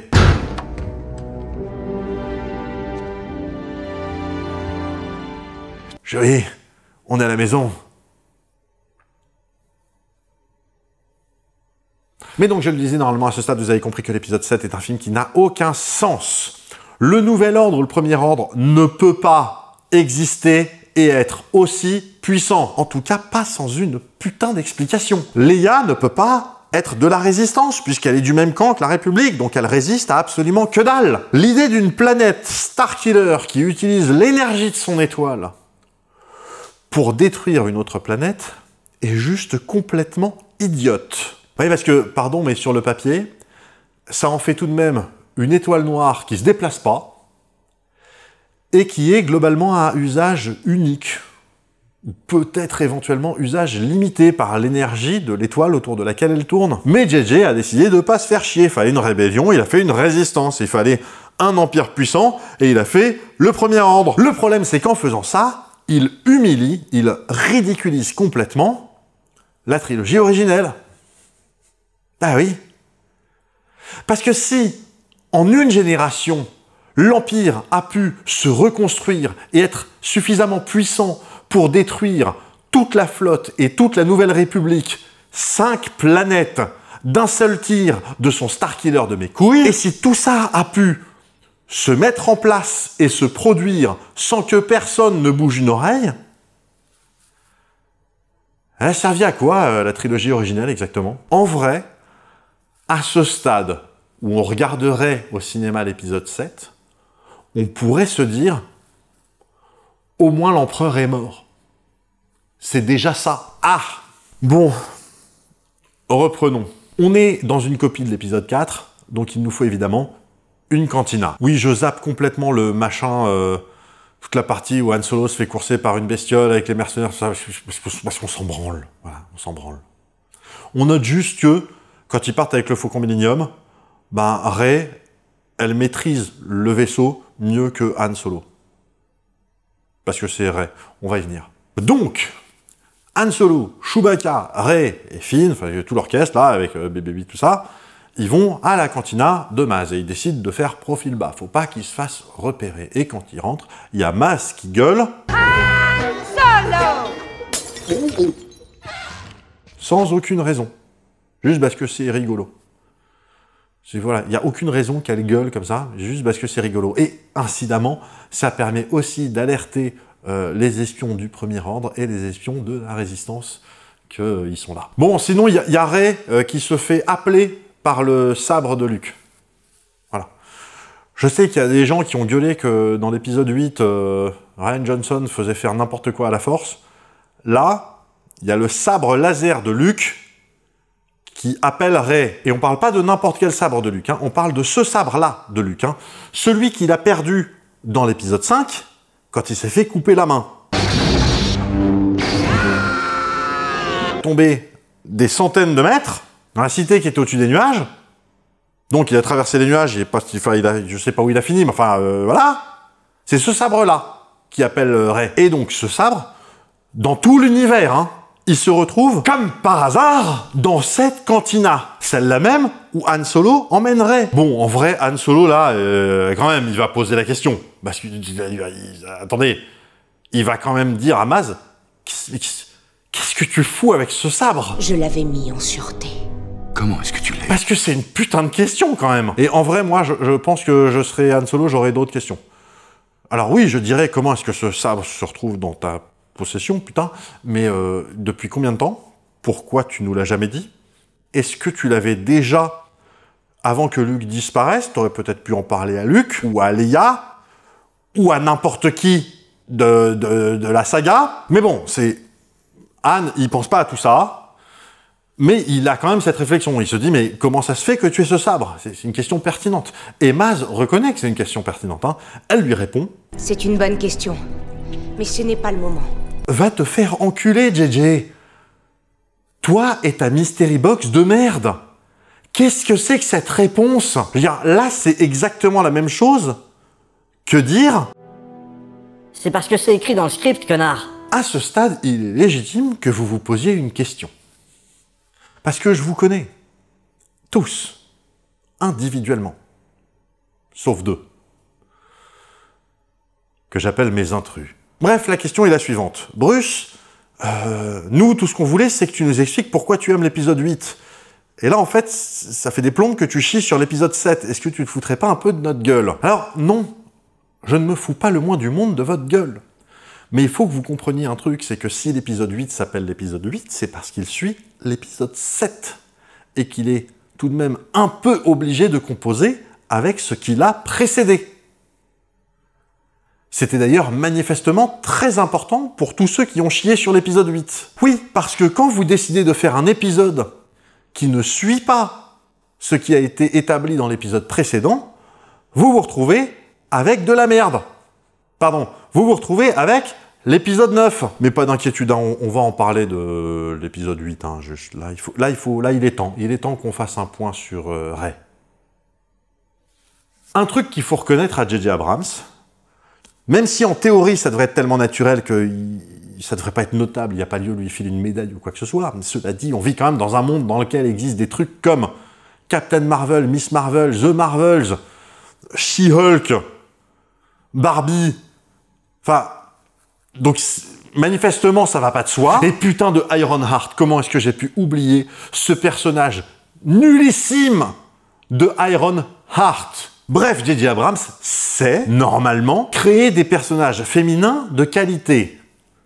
Des personnages féminins avec de la profondeur, avec un vrai caractère qui avance dans une histoire. Vous pouvez penser à Felicity, de la série Felicity, vous pensez à Sydney Bristow, de la série Alias, vous pouvez penser, je sais pas, mais alors, dans Lost, il y en a tellement. Il y en a tellement dans Lost. Kate, Sun, Anna Lucia, Juliette, comme ça. Voilà, je vous en sors 4 comme ça de nulle part. Ou encore Olivia Dunham de la série Fringe. J'adore Olivia Dunham, je suis amoureux de ce personnage. Voilà, donc ce sont des vrais personnages avec des vrais enjeux, des vrais arcs narratifs qui avancent, qui ont des qualités, des défauts. Ce sont des personnages qui ne sont ni juste des demoiselles en détresse, ni juste des trophées pour tel autre personnage. Elles sont pas juste là, dans la cuisine, à élever des gosses. Alors, je sais, j'enfonce des portes ouvertes, mais il faut bien comprendre un truc, c'est que, normalement, dans les productions de J.J. Abrams, ça, c'était un fait établi, qui allait de soi. Chez J.J. Abrams, les personnages féminins sont des personnages intéressants. Rey n'est pas du tout un personnage intéressant. Pas du tout. Indépendamment du fait que Rey est la petite fille de Palpatine, parce que c'était pas prévu au moment de l'épisode 7, Rey n'est pas un personnage de film. Rey, c'est votre personnage d'Elden Ring quand vous êtes en New Game plus 7, en début de partie, et que vous roulez sur vos ennemis. Kylo Ren, c'est le fils de Leia Organa. D'accord? Il a été formé aux voies de la Force par Luke Skywalker. Ensuite, il a été formé au côté obscur par Snoke. Kylo Ren est un personnage vénère. Mais Rey arrive à prendre le dessus contre Kylo Ren dans un combat mental, sans même savoir que c'est un truc qui existe, ainsi que dans un combat au sabre laser. Bref, Rey est un personnage accompli dès la première seconde. Elle a une compréhension intuitive de la force qui est sans doute du niveau de Yoda. Elle pilote mieux que Poe. Elle connaît le Faucon Millenium mieux que Han Solo. Et tout ça sans se poser la moindre question de comment elle fait. C'est ce que dans l'industrie du cinéma, notamment à Hollywood, on appelle une Marissou. Une Marissou, c'est un terme qui vient, je vous le raconte rapidement, qui vient du monde des fanfictions de Star Trek. Vous trouverez plus d'infos, pour ceux que ça intéresse, vous trouverez plus d'infos dans la description. En gros, c'est un terme un peu péjoratif qu'on employait pour les autrices de fanfiction, qui créaient des fanfictions de Star Trek dans lesquelles il y avait un personnage qui était très clairement elle-même, et qui n'avaient aucun défaut. Elles étaient douées en tout, d'une grande gentillesse, vertueuse, honorable, enfin, tout était parfait. Et elles finissaient en général par pécho le capitaine Kirk, qui était lui-même bien obligé de se rendre compte qu'il n'était pas à la hauteur. Et il n'était pas rare qu'à la fin de ces fanfictions, elles se sacrifient pour sauver l'univers, univers qui de toute façon n'était pas assez bien pour elles, univers qui ne les méritait pas. Voilà, donc on est d'accord, hein, je me moque. Alors, je me moque pas de toutes les autrices ou de tous les auteurs de fanfiction. Hein. Je me moque de celles et ceux qui écrivent de la merde comme ça. En gros, on est sur un fantasme adolescent, et juste qu'on soit clair, il y a l'exact même truc pour les mecs, hein, ça s'appelle des garissous. Je veux dire, on est sur des personnages dont littéralement le seul défaut est « je suis trop perfectionniste ». Vous prenez Bella dans Twilight, Marissou. Captain Marvel, dans Captain Marvel, Marissou. Et c'est dommage parce que ça fait une génération entière de spectateurs qui détestent Brie Larson, alors que, normalement, c'est plutôt une bonne actrice. Matez le film Room de Lenny Abramson si vous ne me croyez pas. Je veux dire, une Marissou, quelque part, c'est un petit peu l'équivalent actuel du héros réganien des films d'action des années 80. Le problème étant que le héros réganien des films d'action des années 80, on le sait que c'était mauvais. On est capable de le reconnaître. On se dit, ouais, c'est abusé quand même. Hein. Quand vous avez Rambo dans Rambo 3 qui se retrouve face à l'armée russe, seul avec Trotman, et qui dit « ça va être difficile de les encercler ». Drop your weapons! Surrounding them's out. On le sait. On le sait que c'est abusé. Je veux dire, on est bien d'accord qu'entre un Schwarzenegger de 1985 et un Bruce Willis des années 90, il n'y a pas photo. Et donc, Rey est une Marissou. Et alors, évidemment, mais je vais quand même le dire, c'est pas la faute de Daisy Ridley, l'actrice. Hein. Elle fait avec ce qu'on lui a filé. Elle va pas d'elle-même inventer des défauts à son personnage et les rajouter dans le script. Surtout dans un film dont vous imaginez bien que chaque frame a été validé par 50 personnes. On n'est pas sur du film d'auteur, là. Enfin, vous savez quoi, on va y venir. Maintenant, le problème, c'est que quand vous avez un personnage qui n'a aucun défaut et aucune faiblesse, d'une, c'est difficile de s'identifier, et de deux, c'est difficile de créer des enjeux. C'est un petit peu le même problème qui existe aussi avec les films de Superman. Superman, c'est toujours une impasse. C'est-à-dire qu'à un moment donné, si vous voulez que Superman soit dans un film, il faut qu'il se batte contre un kryptonien ou contre quelqu'un qui a de la kryptonite. Voilà, parce que sinon, en fait, l'histoire est réglée avant même d'être commencée. Je veux dire, sincèrement, entre Batman qui peut mourir et Superman qui peut pas se faire un claquage, c'est quel personnage qui vous intéresse le plus ? Sincèrement. Et du coup, bah, la conséquence, c'est que Rey, on s'en fout. D'ailleurs, elle également, elle s'en fout. Une fois qu'elle a déposé tout le petit monde à la cantina, elle veut juste un truc, alors qu'elle a le sabre qui l'a appelé, tout ça, elle veut juste un truc, elle veut rentrer sur Jakku pour attendre le retour de ses parents. Le sabre de Luke lui a fait voir des visions, y compris des visions de ses parents. Maz lui dit, ce sabre, t'as choisi. Mais Osef, elle ne prendra pas le sabre, elle veut rentrer sur Jakku pour galérer comme c'est pas permis et attendre ses parents qui sont partis acheter des cigarettes il y a environ 15 ans. Je veux dire, à ce stade, normalement, Rey, elle se barre, hein. C'est l'histoire elle-même qui vient la récupérer. Oui, parce qu'à ce moment-là, l'Empire, le Premier Ordre, enfin l'Empire, pardon, on s'en fout, on s'en bat les couilles, Nouvel Ordre, Premier Ordre, l'Empire, c'est la même chose. Ça suffit. D'ailleurs, pardon, mais là, il y a quelqu'un qui a retiré le fusible de la subtilité. La Nouvelle République ment à la galaxie. Parce que là, l'Empire, c'est le Troisième Reich, là. Nous permettre d'anéantir le Sénat galactique et nous mettre sur la trace de la résistance. Enfin, assez clairement. Donc, l'Empire décide d'activer son étoile noire. Starkiller, je t'emmerde. L'Empire active donc son étoile noire pour détruire tout un système de planètes. En l'occurrence, c'est le siège de la Nouvelle République. Oui, voilà, donc la Nouvelle République, le Sénat, la flotte, et tout, voilà, tout ça, dans toute la galaxie, c'est 5 planètes. Alors, on voit des gens qui meurent, mais on les connaît pas, donc on s'en branle. On pourrait même croire que ça se passe sur Coruscant, alors que pas du tout. Bon, en revanche, ces 5 planètes, elles étaient quand même juste à côté de la cantina de Maz. Comme par hasard. Et donc Finn, qui était prêt à partir pour aller loin, parce que lui, ce qu'il veut, c'est déserter. Puis là, il se dit quand même que non, là, ouais, ça pue quand même. Maintenant qu'il y a un vrai danger pour sa peau, ça vaut peut-être le coup de rejoindre les gentils. Quand même. Cela dit, à ce stade, J.J. Abrams, il est content. Parce qu'il n'y a plus de Nouvelle République. Et que donc maintenant, la résistance, bah, c'est vraiment une résistance. Donc ça y est, on est comme dans l'épisode 4. Il va pouvoir tranquillement pomper tout le reste du film sans que ça choque. En tout cas, ça va moins choquer. Vous verrez. Juste, comment on sait qu'il n'y a plus de République? Est-ce que, dans ce film, dans la suite de ce film, voire même dans les épisodes suivants, mais oublions les épisodes suivants, est-ce que dans ce film, tu entends à nouveau parler de la République? Qui resterait un reliquat, une partie de la flotte? Bonté du ciel, sans la flotte de la République, nous sommes perdus. Quelque chose? Non? Bah voilà. Tiens, tant qu'on en est à se poser des questions, pourquoi est-ce qu'on parle pas de Snoke? Parce qu'on s'en branle de Snoke! Non, mais on te demande pas à toi, hein. C'est parce qu'on s'en branle de Snoke. Et d'ailleurs, en réalité, il existe une différence majeure entre cet épisode-ci et l'épisode 4. Lorsque l'épisode 4 commence, il existe encore un Sénat. L'empereur, il est déjà là, hein, il est déjà en place, mais il n'est pas dans le décor de l'épisode 4. D'ailleurs, Vador, c'est un personnage qui bosse pour Tarkin. C'est le second de Tarkin. C'est pas du tout le second de l'empereur. Hein. C'est par la suite que Vador va prendre cette importance. Un peu dans l'épisode 5, mais surtout dans l'épisode 6. Mais bon, J.J. Abrams, là, il a fait comme si on savait déjà, puisque de toute façon, on sait où ça va aller, cette histoire. Donc, il a collé un perso qui est comme l'empereur. Voilà. Mais à sa façon. Donc, en 1500 fois plus grand et en plus vénère.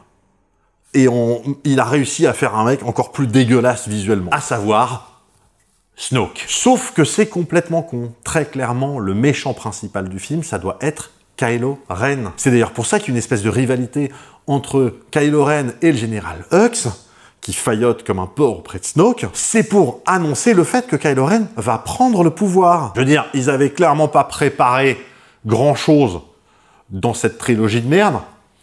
Mais ça, c'était tout de même manifestement assez clair. L'ennemi devait être non seulement extrêmement puissant, mais également, en étant le fils de Leia et Han, il devait lutter pour sa propre rédemption. Et évidemment, il retournerait à la lumière avant de décéder, comme dans l'épisode... Enfin bref, on connaît l'histoire. Tout ça pour dire, Snoke, on s'en branle. Déjà, à l'époque de l'épisode 7, je trouvais vraiment que c'était un empereur version Tému. Mais alors, quand on en arrive à l'épisode 9... Mais je savais pas à quel point j'avais raison. Donc la République n'existe plus et les méchants arrivent à la cantina où se trouvent nos protagonistes. Et je rappelle que leur but premier est de récupérer BB-8. C'est leur main goal. Ils savent que BB-8 a les informations pour trouver Luke. Ils ont de la chance d'ailleurs que ces informations se trouvent toujours dans le droïde, parce qu'on aurait pu les en sortir déjà, mais... c'est ça qu'ils cherchent, hein. Oui, parce que pouvoir récupérer cette portion de carte ne leur permettra pas de trouver Luke, mais au moins, ça empêchera à la résistance de trouver Luke. Attends, comment ça? Bah oui, la carte, elle est en 2 parties, et l'autre partie, c'est D2R2 qu'il a. Donc, avec le morceau qui est dans BB-8, ils pourront pas trouver Luke. Il est porteur d'un fragment de carte. C'est nous qui avons le reste. Comme par hasard! Mais bon, c'est le bordel, tout ça, bagarre. Kylo Ren tombe sur Rey. Il voit dans sa tête qu'elle a vu la carte. Ouais, bah, il le lit dans ses pensées, enfin, la force, je sais pas. Et il l'endort immédiatement, hein. C'est-à-dire qu'il fait... c'est même pas un truc de Vulcain, je veux dire, c'est vraiment... poum, out. À ce stade, je précise, BB-8, il est à 100 mètres. Mais Kylo Ren décide que bon, en fait, avoir Rey, ça suffit.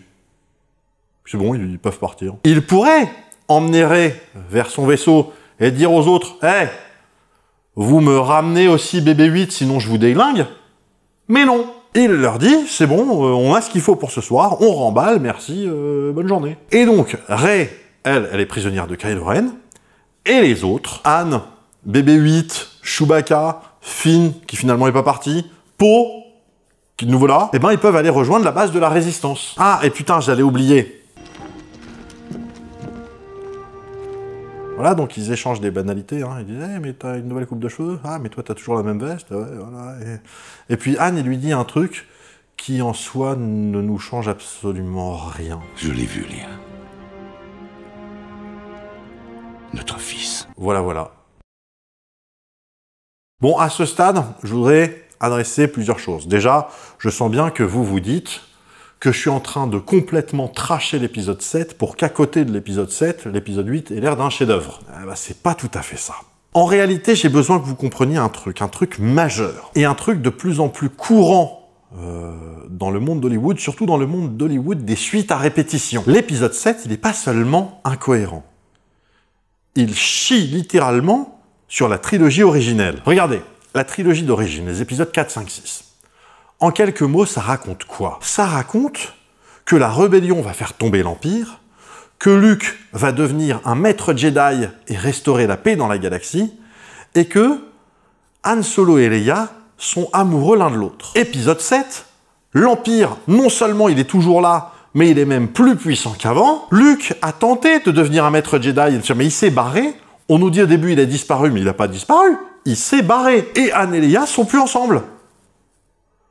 Sans doute à cause du fait que leur fils a été corrompu par Snoke. Leur fils qui a été éduqué aux voies de la Force par le grand maître Jedi, Luke Skywalker, qui donc s'est chié dessus. Donc on est bien d'accord, hein, la puissance de l'Empire versus les qualités de Luke. Voilà, on s'en cogne. Mais surtout, donc voilà, donc Han et Leia sont plus ensemble parce que Han reste un magouilleur de première comme il était au début de l'épisode 4, comme si tout ce qu'il avait vécu dans les épisodes 4, 5 et 6 n'avait strictement rien changé à son caractère. C'est le même gars dans l'épisode 7 que dans l'épisode 4. Il a juste pris 40 piges dans la gueule. Oui, il en est toujours assez magouille, machin, c'est toute la partie chelou avec les poulpes, tout ça que j'ai zappé. Bref, en réalité, pour ce qu'on en sait, la galaxie se portait sans doute mieux à l'époque de l'Empire que maintenant.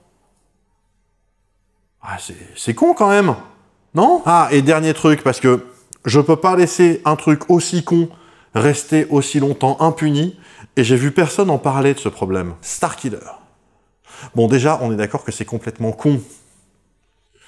Une planète qui a besoin de la puissance de son soleil pour se recharger, dès lors qu'elle a besoin de toute la puissance de son soleil pour se recharger. On le voit, hein, dans la suite du film, faites pas ceux qui n'avaient pas vu, hein. Starkiller est rechargée quand elle a intégralement absorbé son soleil. L'arme se charge de toute l'énergie d'un soleil, jusqu'à ce qu'il disparaisse. Alors, comme je suis quelqu'un d'extrêmement magnanime, je passe sur le fait qu'il est absurde d'imaginer qu'une planète emmagasine l'énergie totale du soleil autour duquel elle tourne. Ils mettent ça où? Et si je passe sur ce truc-là, c'est parce que j'ai deux autres problèmes qui sont plus importants. Le premier, déjà, c'est qu'on a vu Starkiller tirer une première fois sur 5 planètes. Du coup, l'énergie, elle venait d'où? Bon, admettons, c'était un système binaire à 2 étoiles. Ou alors, admettons qu'en fait, ils avaient besoin qu'ils ont besoin pour charger que de la moitié de l'énergie de l'étoile. Admettons. Mais mon deuxième problème... Comment ils visent? Bah oui, mais pardon, mais si la planète qu'ils visent et qu'ils veulent détruire est pas en face du canon, il faut qu'ils fassent tourner la planète. Et ça, rien que ça, pardon, mais c'est déjà un problème. Mais je veux dire, ils doivent faire tourner la planète autour de son axe de rotation. Ce qui, quand on est à la surface de cette planète, doit faire chelou. Les sensations doivent être étrange. Mais en plus de ça, même si on imagine que la planète, elle est vite fait orientée dans la bonne direction, mais si c'est pas à la bonne hauteur, je veux dire, s'il faut pouvoir faire tourner la planète aussi, genre, en dehors de son axe de rotation, genre vers le nord et vers le sud, enfin, Sérieux? Vous imaginez le bordel qu'est ce truc? Alors, je sais que Star Wars, on vise pas la hard science-fiction ultra réaliste. Mais putain, l'étoile noire, ok, c'était déjà limite en termes de crédibilité, mais au moins c'était un vaisseau spatial qu'on pouvait orienter. C'était pas une putain de planète en orbite autour d'une étoile. Mais bon, voilà, pour JJ, il fallait que ce soit plus gros. Et il a dû se dire que un plus gros vaisseau que l'étoile noire, ça allait pas être crédible. Bon, on était où? Ah, et putain, la fin du film. Bon, bah, vite fait, la fin du film. Donc là, on va le voir, il se passe deux trucs en parallèle. Déjà, il y a Rey qui est torturée par Kylo Ren, qui essaye de lui soutirer les informations de la carte qu'elle a vue. Et donc, il arrive à voir dans sa tête, comme dans un livre ouvert. Hein. D'ailleurs, il voit dans sa tête des images d'un océan avec une île. Tu imagines un océan. Et l'île aussi. Donc on est bien d'accord, hein. Il voit absolument ce qu'il veut dans sa tête, hein, sans aucune difficulté. Hein. Et alors juste, pardon, mais là, parenthèse un peu spéciale, pour gueuler. Un océan et une île. Un océan et une île. Sachant que Rey a toujours vécu sur Jakku, elle se rappelle de rien d'autre, hein, à tel point que dès qu'elle voit putain, une flaque d'eau ou de la pluie, elle est totalement émerveillée. Et donc, au KLM, on nous dit, même si à ce stade de l'histoire, on le pige pas encore, mais c'est dans le même film, on nous dit que Rey voit où se trouve Luke. Ta gueule, c'est la force. Kylo enlève son masque, et alors, je vais pas faire de blagues sur sa tête, ou sur sa coupe de cheveux, tout ça. Je sais qu'il y a plein de gens qui ont rigolé de ça, mais moi, perso, je m'en tape. En revanche, Kylo pose le casque au milieu d'un tas de cendres. Genre dans un cendrier. Ce qui est tout de même dégueu pour quand il reprend son casque. Et on nous explique, alors pas dans le film, hein, c'est dans les commentaires audio ou une interview, j'en sais rien, on nous explique que ce sont les cendres de ses ennemis. Alors, je sais que j'ai dit que j'allais pas parler des trucs qui se passent en dehors du film, mais franchement, j'aimerais tellement voir une scène où Kylo il fait raser un village, et après ils font un méga feu, un bûcher où il crame tout le monde, et il y a Kylo qui attend, et à la fin il sort une petite pelle, une balayette, et il ramasse les cendres, et les met dans un petit sac pour ensuite les mettre dans son petit cendrier. Quelle idée de débile. Faudrait même qu'il fasse ça en sifflotant, tu vois. JJ, je veux dire, c'est complètement con comme idée. Alors, si c'est juste que tu trouves ça joli, ok, mets-le, mais ne l'explique pas.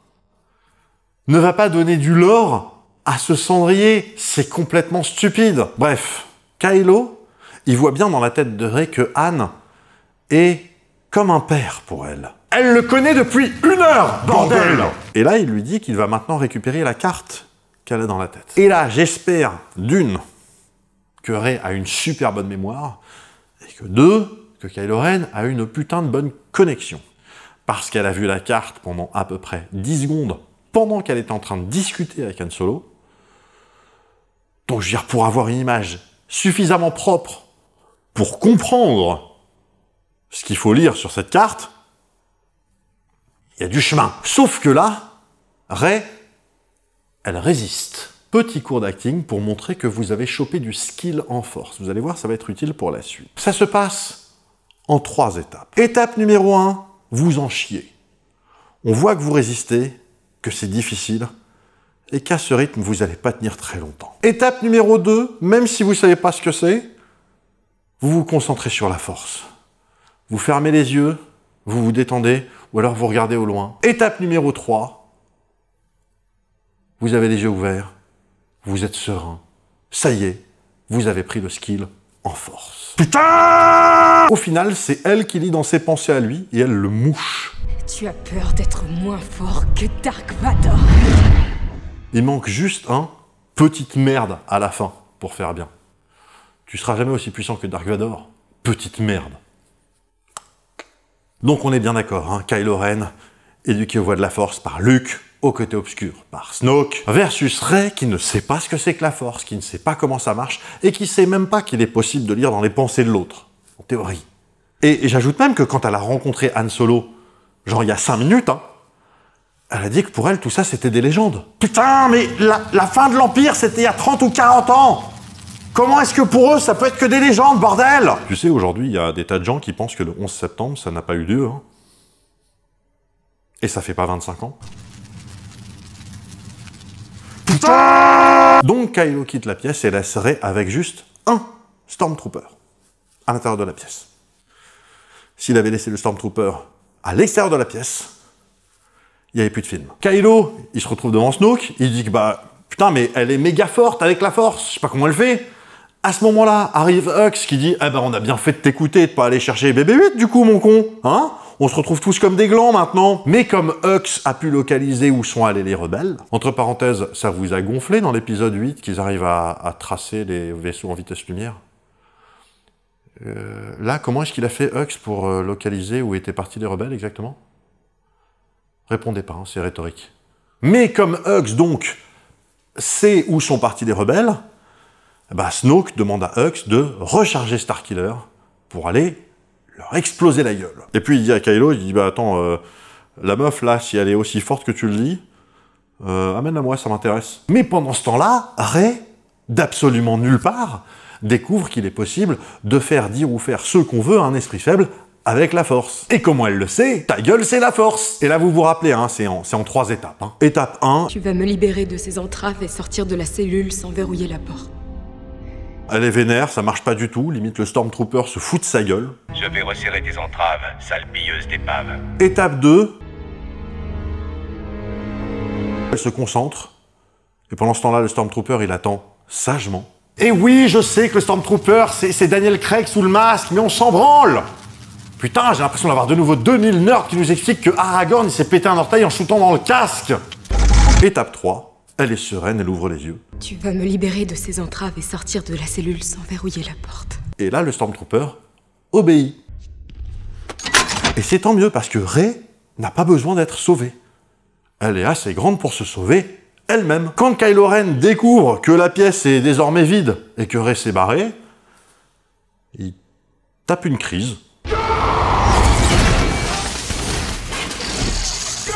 En même temps, côté obscur, hein, la colère, la rage, tout ça, non, c'est normal, hein, c'est legit. Bon, je vous avais dit qu'il se passait 2 choses en parallèle. Hein. Et ben l'autre truc qui se passe, donc en parallèle, c'est chez les rebelles. Finn retrouve Poe et ce sont maintenant les meilleurs amis du monde. Et comment est-ce qu'on le sait? Et est-ce qu'ils se font un gros câlin?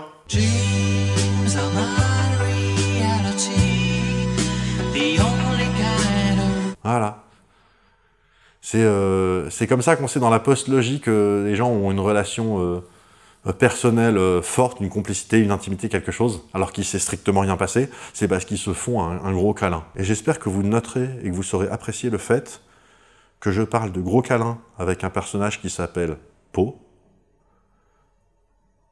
et que j'ai pas fait de blague sur les Teletubbies. Voilà, et ils sont tellement potes que Poe, il dit à Finn, garde ma veste, elle te va tellement mieux qu'à moi, en fait. Mais Finn a besoin d'aide pour sauver Rey. Juste 2 secondes, je fais une petite parenthèse pour revenir sur cette histoire de gens qui se font un câlin pour montrer qu'ils ont un lien spécial entre eux. Prenez Rey et Han Solo, par exemple. On nous explique, mais genre, on nous le dit, hein, explicitement, puisque nous, on le voit pas sinon, hein, que Han Solo est une figure paternelle pour Rey. Mais ça sort d'où? Je veux dire, elle le connaît par sa réputation de contrebandier, pas de rebelle, hein. Hein, on se rappelle l'histoire de l'Empire, la rébellion, tout ça. Non, elle le connaît comme un célèbre contrebandier. Han, de son côté, il est impressionné par le fait que Rey soit capable de bypasser le compresseur de je sais pas quoi du Faucon Millenium.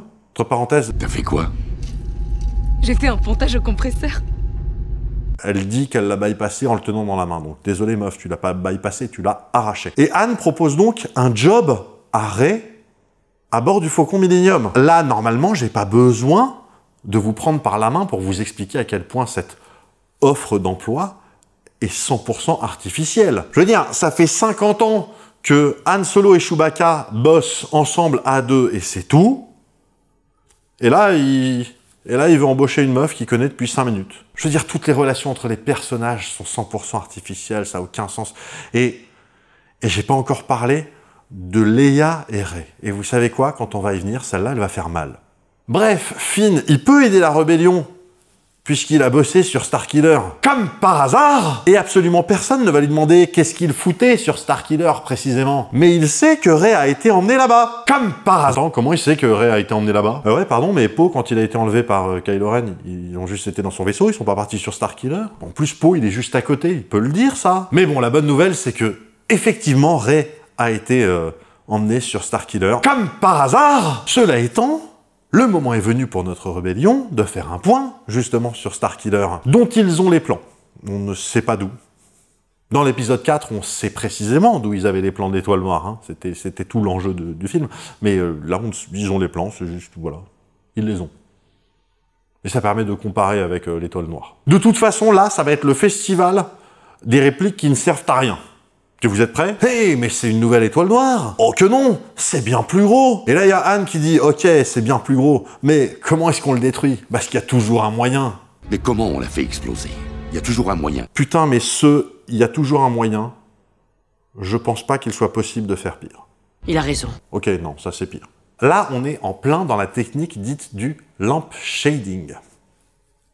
Parenthèse. La technique du lamp shading est une technique d'écriture qui est généralement considérée à juste titre comme une mauvaise technique d'écriture et qui consiste en la chose suivante. Vous savez que ce que vous écrivez ne fait pas vraiment sens, ou que c'est ultra cliché, ou que c'est complètement con. Bref, vous savez que c'est mauvais. Il vous suffit d'avoir un personnage qui dit explicitement « Hey, mais c'est vraiment mauvais !» et vous êtes sorti d'affaire. C'est la technique du lamp shading. Bah oui, parce que si un personnage est d'accord avec vous sur le fait qu'un truc est mauvais, bah ça s'annule mécaniquement, le truc est plus mauvais. Un exemple classique de lamp shading, figurez-vous qu'on en trouve un chez Shakespeare. Et vous allez voir que cet exemple, en plus, vous l'avez déjà entendu. Vous saviez pas que c'était du Shakespeare, mais vous l'avez déjà entendu. La Nuit des Rois, acte 3, scène 4. Je vous la fais en français. Hein. Toby. Est-ce possible? Fabien. Si ceci était joué sur une scène maintenant, je pourrais le condamner comme une fiction improbable. Autrement dit, si dans une histoire, vous avez un truc qui est pas tout à fait crédible, il suffit que vous ayez un personnage qui dise « Oh là là, mais ça, dans un film, ce serait tellement pas crédible », et hop, vous êtes sorti du bois. Là, la faiblesse d'écriture, c'est que Starkiller, en fait, c'est juste l'étoile noire. Lamp shading numéro 1, non, la nôtre est bien plus grosse. Titre. Lamp shading numéro 2, comment on l'a fait sauter? Il y a toujours un moyen. Alors, comment on l'a fait sauter? Ça, c'est un titre. Et puis, il y a toujours un moyen, c'est ça, le lamp shading. Et enfin, lamp shading numéro 3, il a raison. Arrêtez de nous prendre pour des cons, sérieux, c'est vexant à force. Dans Top Gun Maverick, Top Gun 2, à la fin, très clairement, il nous faut une Star Wars. Hein. Ils doivent passer dans une espèce de passage étroit et ensuite aller tirer pile à un endroit précis. Voilà. Mais on s'en fout. Voilà, mais ils mettent pas le doigt dessus. Il n'y a pas Tom Cruise qui dit, vous allez voir, la mission qu'on va faire, vous avez vu Star Wars? Pareil. Ils nous mettent pas le doigt dessus. Titre. Alors ne nous mettez pas le doigt dessus. Titre. Ta gueule. On a l'explication scientifique du truc, hein, vous inquiétez pas. Voilà, donc pour pouvoir utiliser l'énergie de l'étoile, nécessairement, ils doivent utiliser une sorte d'oscillateur. Et si on arrivait à déstabiliser cet oscillateur, il se produirait une réaction en chaîne, les couilles, machin, etc. La planète exploserait, bref, étoile noire. Fort heureusement, comme par hasard, Finn sait précisément où se trouve l'oscillateur. Et d'ailleurs, l'hologramme du plan de Starkiller sait également où se trouve l'oscillateur. On apprend par la suite que Finn s'occupait globalement de passer la serpillière et de sortir les poubelles sur Starkiller. Qui, je le rappelle, est une planète. Imaginez, vous êtes éboueur en Finlande, et du coup, vous savez où se trouve le serveur central du haut commandement des forces nucléaires américaines. Bah voilà, pareil. Il décide donc d'y aller, sauf que, oh merde, oh non, ah la tuile, il y a un bouclier autour de la planète. Et il faut désactiver le bouclier pour pouvoir y aller. Finn, lui, il peut désactiver le bouclier. Comme par hasard! Ce qui est compliqué, puisque pour être sur place, il faut d'abord désactiver le bouclier. Mais fort heureusement, comme par hasard, Han Solo, lui, il sait comment traverser le bouclier. Comme par hasard! Mais il refuse de dire à Leia comment il va faire parce qu'il veut pas l'inquiéter. Juste 2 secondes. On est à une réunion du commandement qui est en train de décider d'un assaut sur Starkiller, la planète qui a détruit la Nouvelle République, qui est capable de détruire n'importe quelle planète de la galaxie. On fait ceux qui ne savent pas que c'est à usage unique, hein, voilà, que Starkiller pourrait tirer autant que ça veut, voilà. Mettons, on s'en fout en vrai. Donc là, on est sur la préparation de l'assaut à ce stade le plus important de leur vie.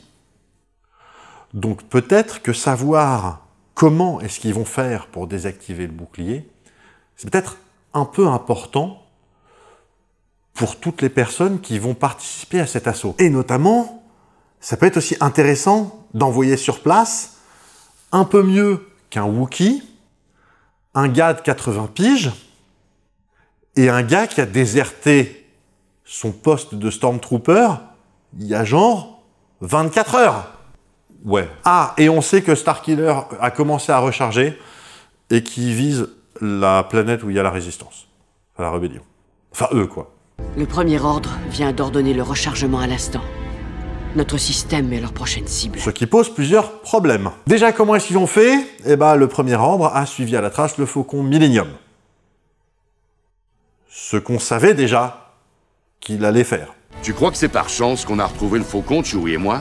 Si on a pu le repérer sur notre radar, le premier ordre ne doit pas être loin. Et si Han Solo l'a dit, c'est que Han Solo le sait. Donc merci Han d'avoir mis en danger absolument l'intégralité de la résistance. De plus, comment est-ce qu'on sait que Starkiller est en train de recharger? Bon ben ça, mettons qu'avec des grosses jumelles, il voit que l'étoile est en train de se faire aspirer par la planète, donc... ok, mettons. Et comment est-ce qu'on sait que la prochaine cible, c'est la base de la résistance? Comme par... On le sait pas. On nous le dit, hein, mais on le sait pas. Il y a aucun moyen de le savoir. Non, personne ne le sait. On ne le sait pas. Bon alors, et sinon, comment est-ce que Han Solo va faire pour traverser le bouclier de Starkiller pour pouvoir aller justement désactiver ce bouclier? Bon, en réalité, c'est une manœuvre qui est hyper simple. En fait, ce qu'il va faire, c'est qu'il va faire une approche en vitesse lumière de la planète pour phaser à travers le bouclier. Parce que le bouclier a un rafraîchissement fractionnel. Les champs de force ont un taux de rafraîchissement réduit. Oui, bah c'est ce que je viens de dire. En gros, si vous voulez, le bouclier, il n'est pas actif tout le temps, il clignote super vite. Et donc l'idée, c'est d'arriver à la vitesse de la lumière pour traverser le bouclier à l'instant où le bouclier il est éteint et de freiner suffisamment nettement pour ne pas aller s'écraser ou traverser la planète. Donc en gros, ils arrivent vitesse lumière, traversent le bouclier et puis ils ralentissent avant de toucher le sol. Donc c'est un micro-instant. C'est un truc qui doit se faire précisément. Je pense que là, vraiment, à part la force, ou peut-être un ordinateur super énervé. Alors, personne à la force à bord, mais donc, ça va être plutôt un ordinateur super... Et en vrai, putain, j'aurais déjà du mal si c'était avec un ordinateur super énervé, mais Han Solo le fait au jugé. Tiens-toi prêt. Attention. Allez! Piloter un engin dans l'hyperespace, c'est autre chose qu'une moissonneuse-batteuse. Suffit d'un millième d'erreur de calcul et la trajectoire passe à travers une étoile. Pendant ce temps-là, Kylo Ren parle au spectateur du film. J'explique. On a donc Rey qui essaye de fuir à la base, et il y a un Stormtrooper qui vient voir Kylo Ren pour lui dire « Seigneur, les capteurs ont réagi dans le hangar 718. On fouille la zone. » Alors déjà, pardon, mais non. Troufions de base, ils vont pas interpeller Kylo Ren pour leur raconter leur vie. Voilà, mais admettons. Voici ce que répond Kylo Ren à ce Stormtrooper totalement random. Elle commence à expérimenter ses pouvoirs. Plus on tardera à la retrouver, plus elle sera dangereuse. Qu'est-ce que vous voulez qu'il foute de ça, le Stormtrooper? Enfin, pardon, mais non. Non, il n'y a aucun monde où Kylo Ren, il raconte ça à un Stormtrooper, un troufion de base. Non. Non, non, non, non, non. Cette réplique, elle nous est destinée à nous. Pas à lui. Et pourquoi il ressent le besoin de nous dire ça? Soyons clairs. Les films d'aujourd'hui, les films, on va dire les blockbusters pour faire simple, sont aujourd'hui gaulés, et j'insiste bien sur le fait que c'est ainsi qu'ils sont gaulés. C'est volontaire. Les films sont gaulés pour prendre en compte le fait que le spectateur peut très bien regarder un film en étant en réalité en train de scroller sur son téléphone. Et donc le film doit avoir recours à des facilités d'écriture afin qu'on puisse scroller sur son téléphone sans perdre le fil de ce qui se passe dans le film. C'est pour ça qu'on a de plus en plus les gens qui racontent ce qu'ils font. Au lieu simplement de nous montrer ce qu'ils font, ils nous racontent ce qu'ils font. Comme ça, on peut... Alors, pardon, mais non. Je ne veux pas qu'on massacre un film que je suis en train de regarder sous prétexte qu'il y a des spectateurs qui n'en ont rien à carrer. Attends, stop. Là, on est en train de se disperser, c'est vraiment pas le sujet de cet épisode. C'est vrai, et d'ailleurs, c'est même le sujet d'un autre épisode. On en parlera des slops, hein. C'est comme ça que ça s'appelle. On en parlera bientôt sur la chaîne, vous inquiétez pas. Bon, ensuite, il y a un autre truc que j'aurais pu mettre dans la catégorie du... Comme par hasard! Parce que, vraiment, c'est beaucoup trop improbable pour être acceptable. Mais vu que c'est un truc qu'on trouve dans littéralement tous les Star Wars, je vais pas le compter comme un défaut spécifique de ce film. Starkiller est une planète, hein, une vraie planète, mais bien évidemment, le Faucon Millenium se pose à 300 mètres de l'endroit où il voulait atterrir. Bon, si en vrai ça reste un défaut dans ce film, parce que mine de rien, traverser l'atmosphère à la vitesse de la lumière et freiner instantanément pour finalement ne pas totalement se cracher à 300 mètres de là où on voulait aller, ça reste très énervé comme proba. Toujours est-il que, voilà, ils se posent, ils descendent, et puis là, il y a Han Solo qui dit à Finn, « Bon, comment est-ce qu'on fait pour désactiver le bouclier ?» Et là, il y a Finn qui répond, « J'en ai absolument aucune idée, moi ici j'étais concierge, je suis venu juste pour sauver Rey. » Bon. Putain, mais dans quel monde est-ce qu'ils mettent en place une opération pour sauver la galaxie? À aucun moment, il y a personne qui se pose cette putain de question de « Au fait, comment tu vas faire pour désactiver ce bouclier ?» On y revient, mais c'est exactement pareil que Han Solo qui veut pas expliquer comment il va faire pour traverser ce bouclier. Putain, je veux dire, toute leur opération repose sur le succès de ce truc-là. Et comment est-ce qu'on fait confiance à Finn? Le mec a déserté en tant que Stormtrooper, il était Stormtrooper la veille. Et dans quel monde est-ce que Finn est prêt à risquer sa vie pour sauver Rey qu'il connaît depuis 5 minutes, alors que, quand ils étaient à la cantina, il avait juste une envie, c'était de se barrer. Loin. Et je passe sur le fait que Finn était, comme par hasard, concierge pile sur cette planète, pile sur la bonne zone où on va trouver l'oscillateur et tout. Tout comme je passe sur le fait que, apparemment, au premier ordre, ce qu'on fait, c'est que les Stormtroopers, on les forme pour devenir concierges, et ensuite on les attrape, et on les amène cramer des villages. Putain, mais y a rien qui va. Et on n'en est même pas encore à Phasma. Et du coup, alors, pour ce bouclier, comment on fait? On va se débrouiller. On utilisera la force. C'est pas comme ça qu'elle fonctionne, la force. Non, mais sans déconner, faites un effort, là, je veux dire. Essayez de faire semblant d'avoir un plan, même si c'est un plan qui foire et vous êtes obligé de trouver un plan B à l'arrache. Je veux dire, là, ça se voit que c'est écrit à la zob. Bon, là, ils entrent dans la base, voilà. Et ils tombent sur Phasma.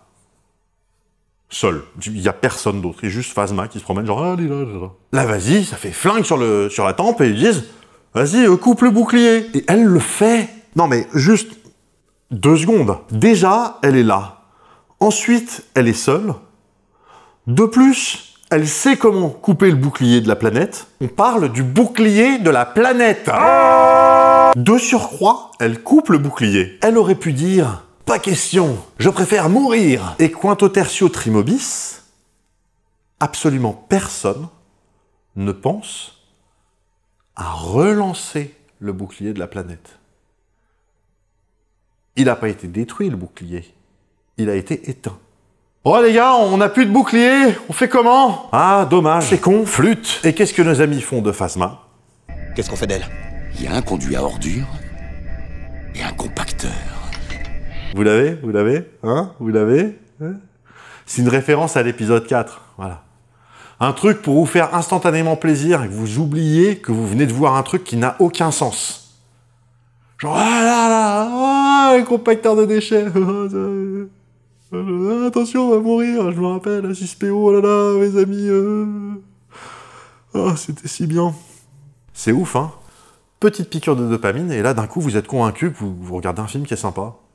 C'est bien foutu, hein. Bon, maintenant, tout ça, c'est bien sympa, mais Finn, il est pas venu pour enfiler des perles. Finn, lui, il veut une seule chose. Il veut sauver Rey.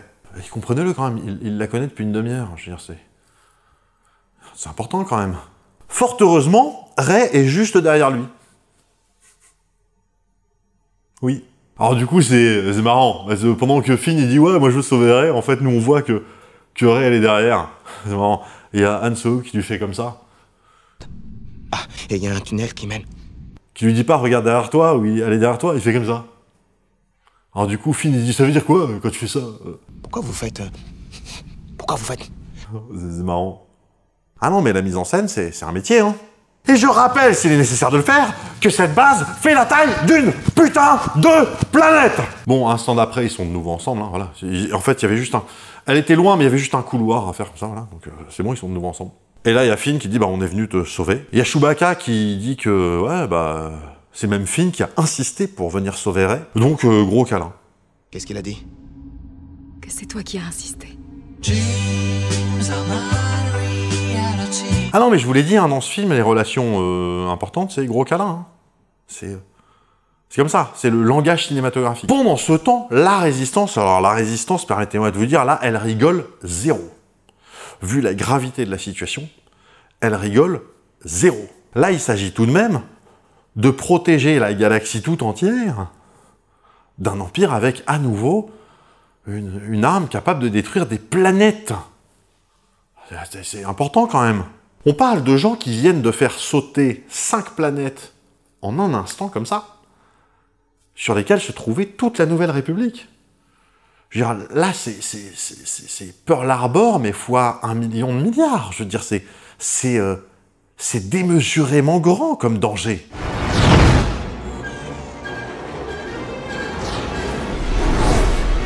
Et du coup, là, la Résistance, elle envoie 12 X-Wing. Bon alors, à partir de là, faudra pas m'en vouloir si je rush un peu. Mais j'en ai marre, en fait. Rey et les autres, ils doivent aller dans un autre bâtiment qui se trouve à côté. Là, il est là, le bâtiment, voilà. Cette base est une putain de planète! Parce que sinon, s'ils y vont pas, la Résistance, elle a aucune chance. Hein. Donc, là, ça craint. 12 putains de X-Wing. Bordel. D'ailleurs, les X-Wing, ils sont en train de se faire défoncer, là. Donc, il s'agirait de se manier un peu. Donc, juste, parce que j'ai pas été précis, en fait. Là, Han Solo, Finn, tout ça, ils étaient partis pour se barrer. Hein. Eux, ils ont désactivé le bouclier, ils allaient se barrer. Mais comme ils voient que les X-Wing ramassent, et ils se disent, non, on va rester. Il se trouve que Chewbacca, comme par hasard, a un sac plein d'explosifs. Parce que pourquoi pas? Et ce serait peut-être pas mal de les utiliser pour aider nos amis. Et donc, ils vont dans un de ces lieux qui n'ont évidemment aucun sens. Hein. On a l'habitude, les lieux avec des grands piliers, avec des ponts méga longs au-dessus de vides de plusieurs centaines de mètres. On sait pas ce que c'est que ce lieu, voilà, mais il est là. La base, en vrai. Mais bon, pour pouvoir entrer dans ce lieu, il faut ouvrir une porte. Et ça, il y a Rey qui est à un autre endroit avec Finn. Et elle, comme ça, elle voit, il y a plein de machins, elle en attrape un, elle l'arrache du mur, comme ça. Elle le bypass, hein, comme elle le dit elle-même, elle arrache le truc. Et puis ça ouvre la porte qui coinçait Han et Chewbacca. Mais elle les voyait pas, hein.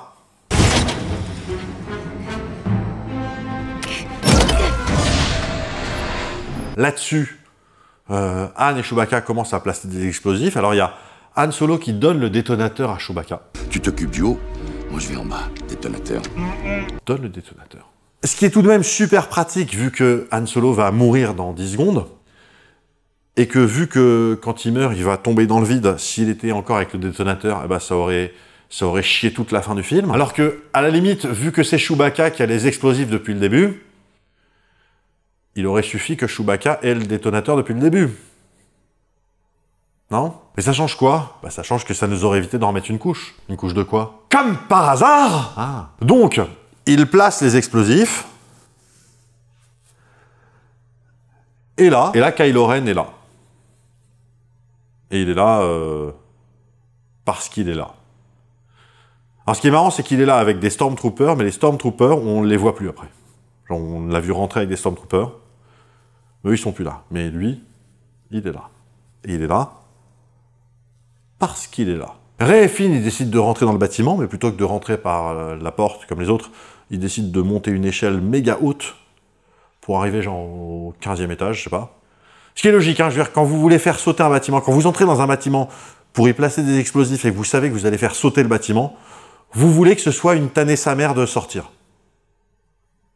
La base. Mais bon, je disais donc, Kylo Ren est là, voilà, sur le pont. Il y a Han Solo qui le voit et qui donc l'appelle. Ben! Donc là, on est d'accord. Kylo, il est tout seul, au milieu d'une immense pièce, sur un pont où il n'y a pas de rambarde, au-dessus du vide. Rey, Finn et Chewbacca, ils peuvent tirer 16 millions de fois sur lui. Mais non, voilà, donc il y a Han Solo qui va le rejoindre au milieu du pont. Et là, il y a Kylo Ren qui lui fait tout un speech, qui lui dit qui lui dit qu'il est partagé, que... Et il tue Solo, ouais, boum, sabre laser, dans le bide, boum. Et comme la série Obi-Wan n'est pas encore sortie à ce moment-là, on part du principe que se prendre un sabre laser dans le bide, c'est la mort assurée, et Solo, il tombe dans le vide. Et comme à ce stade, l'épisode 9 n'est pas encore sorti, on part du principe que tomber dans le vide, c'est la mort assurée.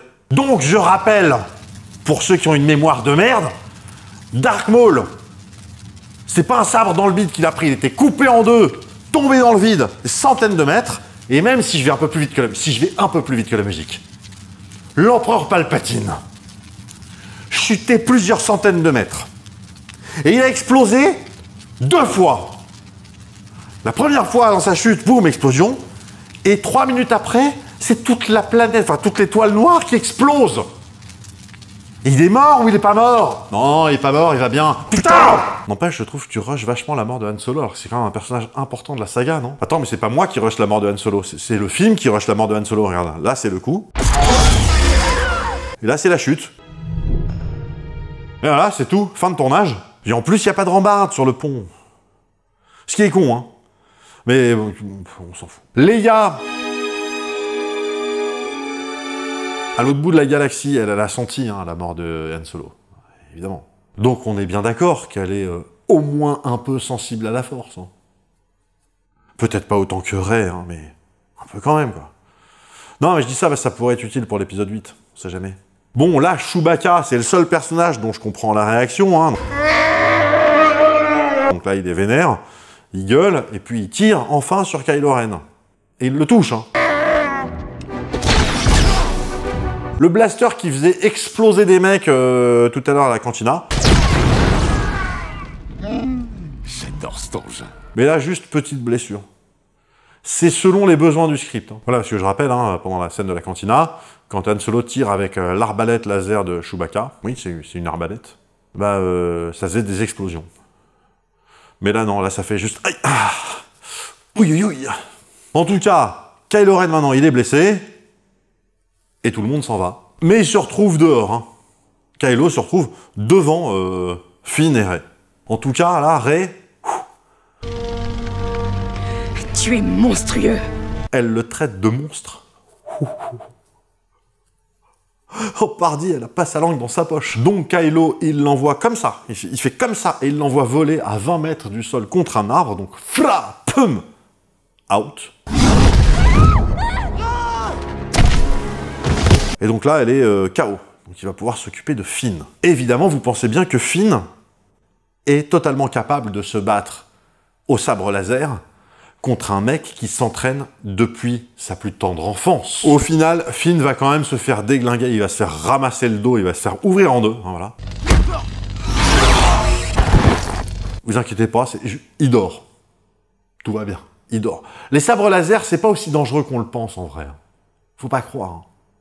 C'est que de la lumière, hein, au final. Et donc là, Kylo, il essaye de récupérer le sabre de Luke. Hein. Il l'a jamais vu, il le connaît pas ce sabre, mais il le sait quand même que c'est pas n'importe quoi comme sabre.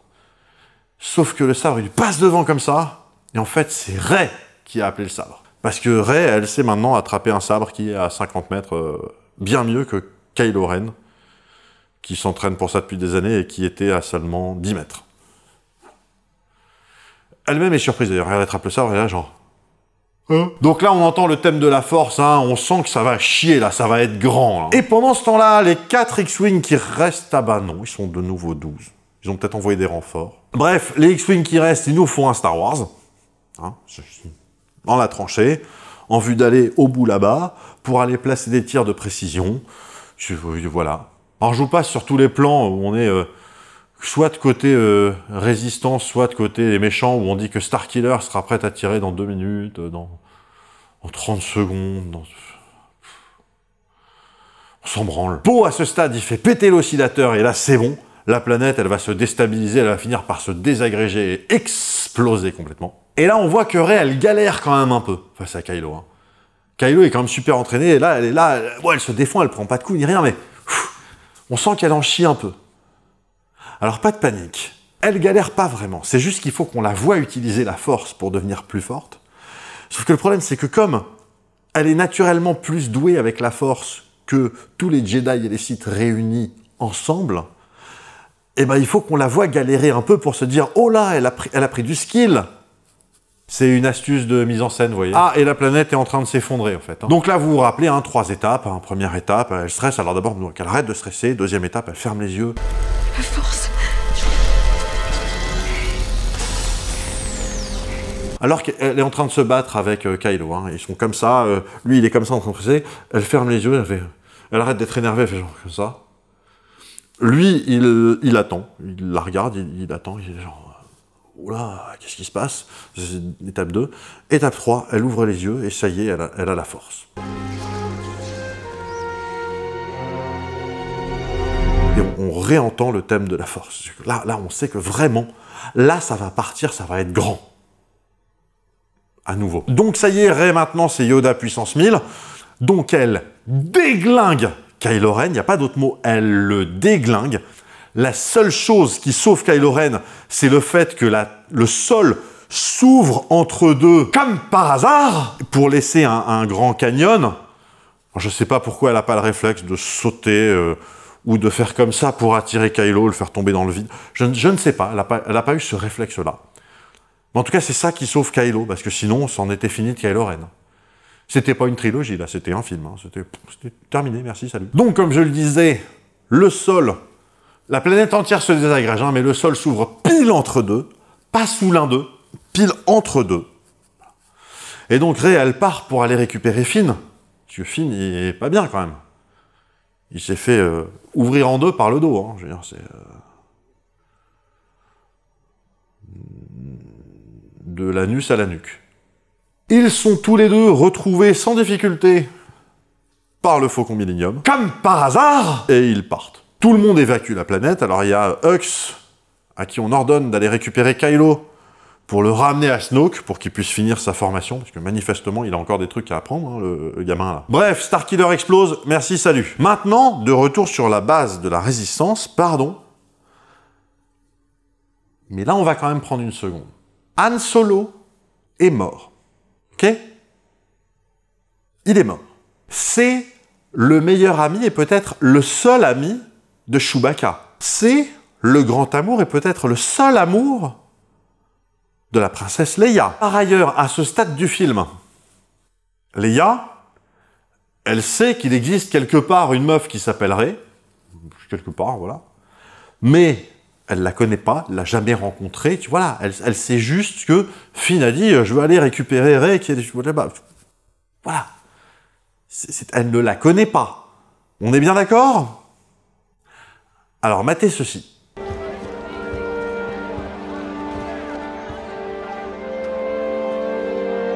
Je ne crois pas avoir jamais vu dans un Star Wars un truc qui soit à la fois aussi artificiel et aussi insultant. Elle n'a pas un regard pour Chewbacca qui passe à côté d'elle dans la plus grande oseillerie. Mais par contre, Leia et Rey se font un énorme câlin.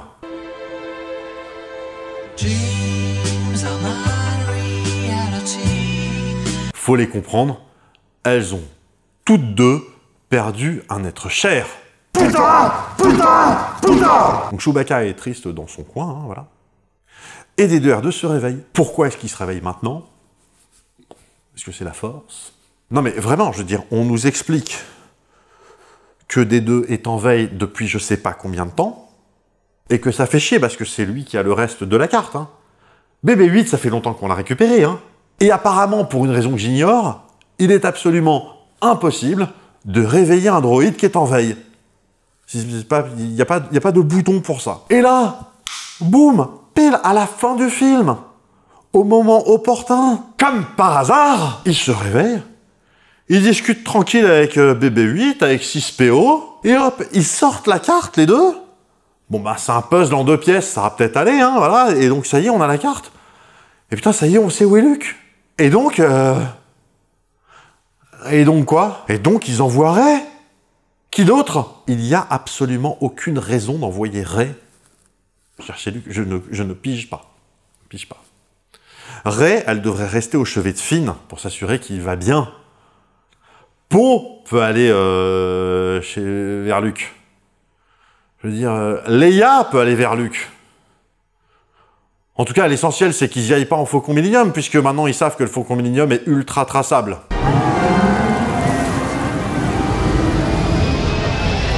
Hein? Mais non. Non, non, c'est bel et bien Rey qui va y aller, parce que tout le monde dans ce film a bien compris que Rey était le personnage principal. Et ça, c'est heureux, parce que ça évite les tensions. Même qu'avant de partir, il y a Leia qui lui dit que la force soit avec toi. C'est la preuve. C'est la preuve. Donc, ils partent. Et si le film s'arrêtait là, bah ce serait quand même un mauvais film, mais ce serait un film. Mais le film ne s'arrête pas là, parce qu'il n'est pas question de s'arrêter sans en faire un putain d'épisode de série télé avec un cliffhanger. Pas un cliffhanger de film, un cliffhanger de série télé. Donc ils arrivent sur une planète avec des océans et des îles. Celle que Rey voyait dans sa tête, même si personne ne sait pourquoi ni comment, elle grimpe seule. Voilà, elle grimpe seule. Voilà. Arrivée en haut, elle voit un clodo qui se retourne. Et putain, c'est Luke Skywalker. Alors, elle lui sort son sabre, et puis elle lui tend. Et les deux, ils se regardent comme ça pendant, je sais pas, 20 secondes, enfin, ouais, 20 secondes, 30 secondes. Alors, suffisamment longtemps pour que ce soit très gênant.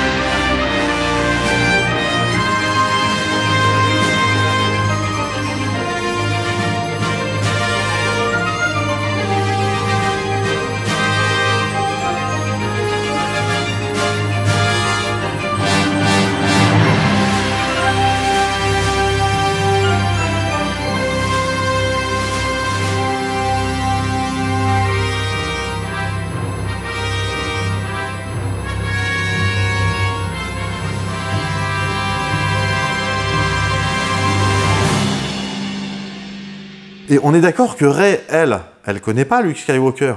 Nous, on sait que c'est lui, mais elle sait pas qui c'est. Comment elle sait que c'est pas juste un vieux gland qui était là? Comment elle sait que c'est lui? Je sais pas. Et elle a même pas dit « Bonjour, vous êtes Luke ?» Rien.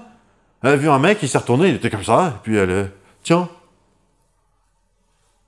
C'est étrange. Et c'est la fin du film. Enfin, fin du film. Alors, qu'est-ce qu'on peut dire maintenant? Et je vous le dis tout de suite, on va s'en garder pour la suite, parce qu'il en reste sous le coude, il y a encore 2 autres films qui viennent derrière, hein, donc on va s'en garder un peu. Donc comme je l'ai dit tout à l'heure, si on en revient au tout premier film, l'épisode 4, évidemment il y avait aussi des coïncidences. Mais ça posait beaucoup moins de problèmes, et je vais vous expliquer pourquoi. Déjà, on est clair, je le répète, il y a des trucs qui ne sont pas des coïncidences. Le fait que les droïdes atterrissent sur Tatooine, c'est pas une coïncidence. Leia les envoie pour demander de l'aide à Obi-Wan Kenobi, elle sait qu'Obi-Wan Kenobi est sur Tatooine, les droïdes partent sur Tatooine. Normal. On l'a dit aussi, c'est un heureux hasard que l'Empire ait décidé de ne pas détruire la capsule de sauvetage, parce qu'ils n'ont pas détecté de traces de vie à bord alors qu'il y avait les 2 droïdes.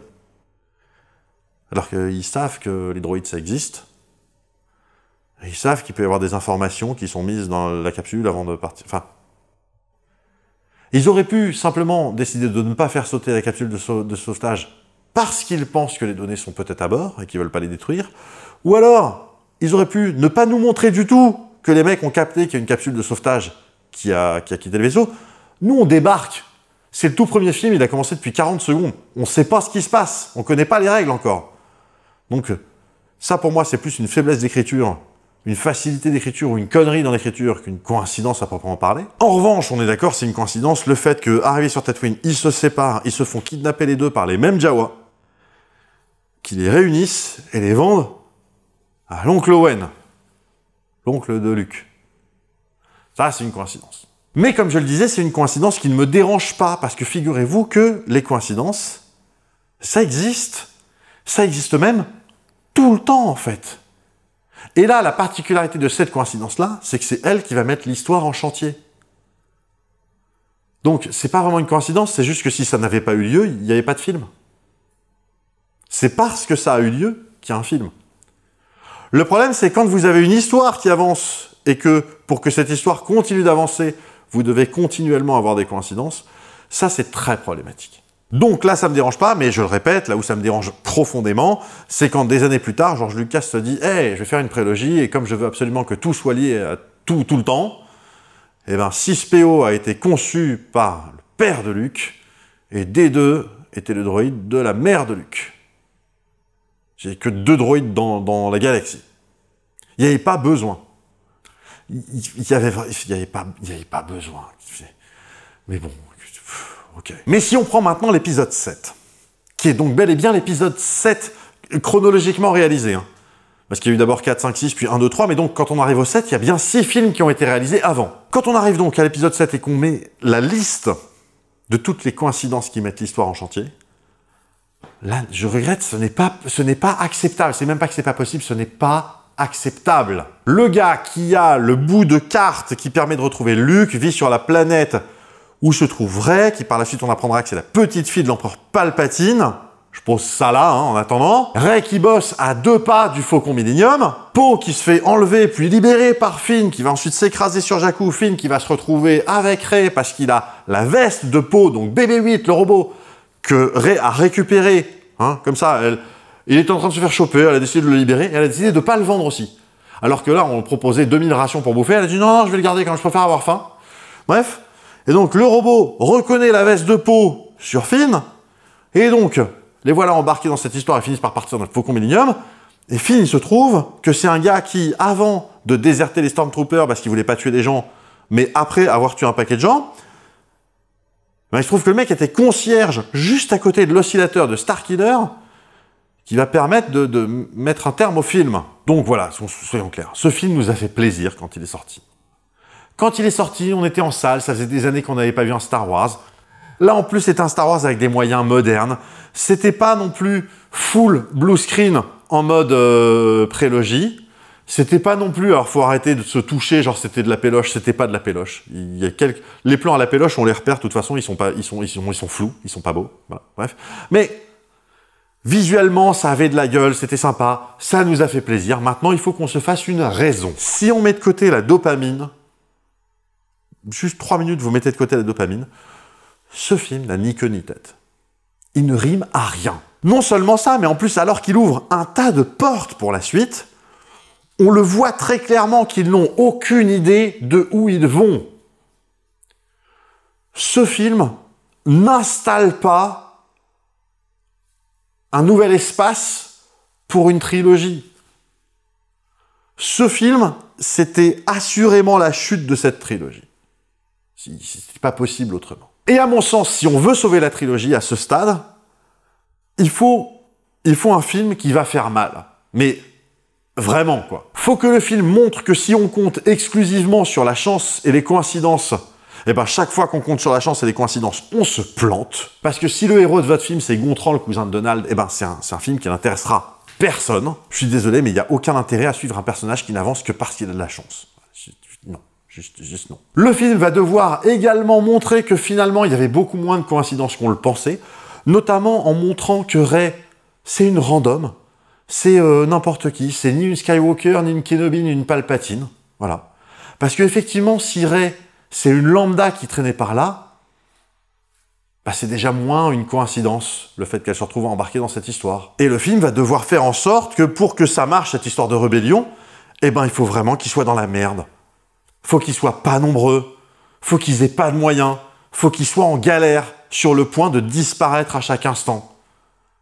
C'est ça qui crée de l'enjeu pour cette rébellion. Et si à ce stade, vous n'avez pas encore pigé que je vous pitchais l'épisode 8, sachez que j'ai raison et que vous avez tort. Non, c'est pas ça la phrase. Pensez à vous abonner pour ne pas rater la suite, activez la cloche, comme ça vous serez notifié dès qu'il y a une nouvelle vidéo qui sort.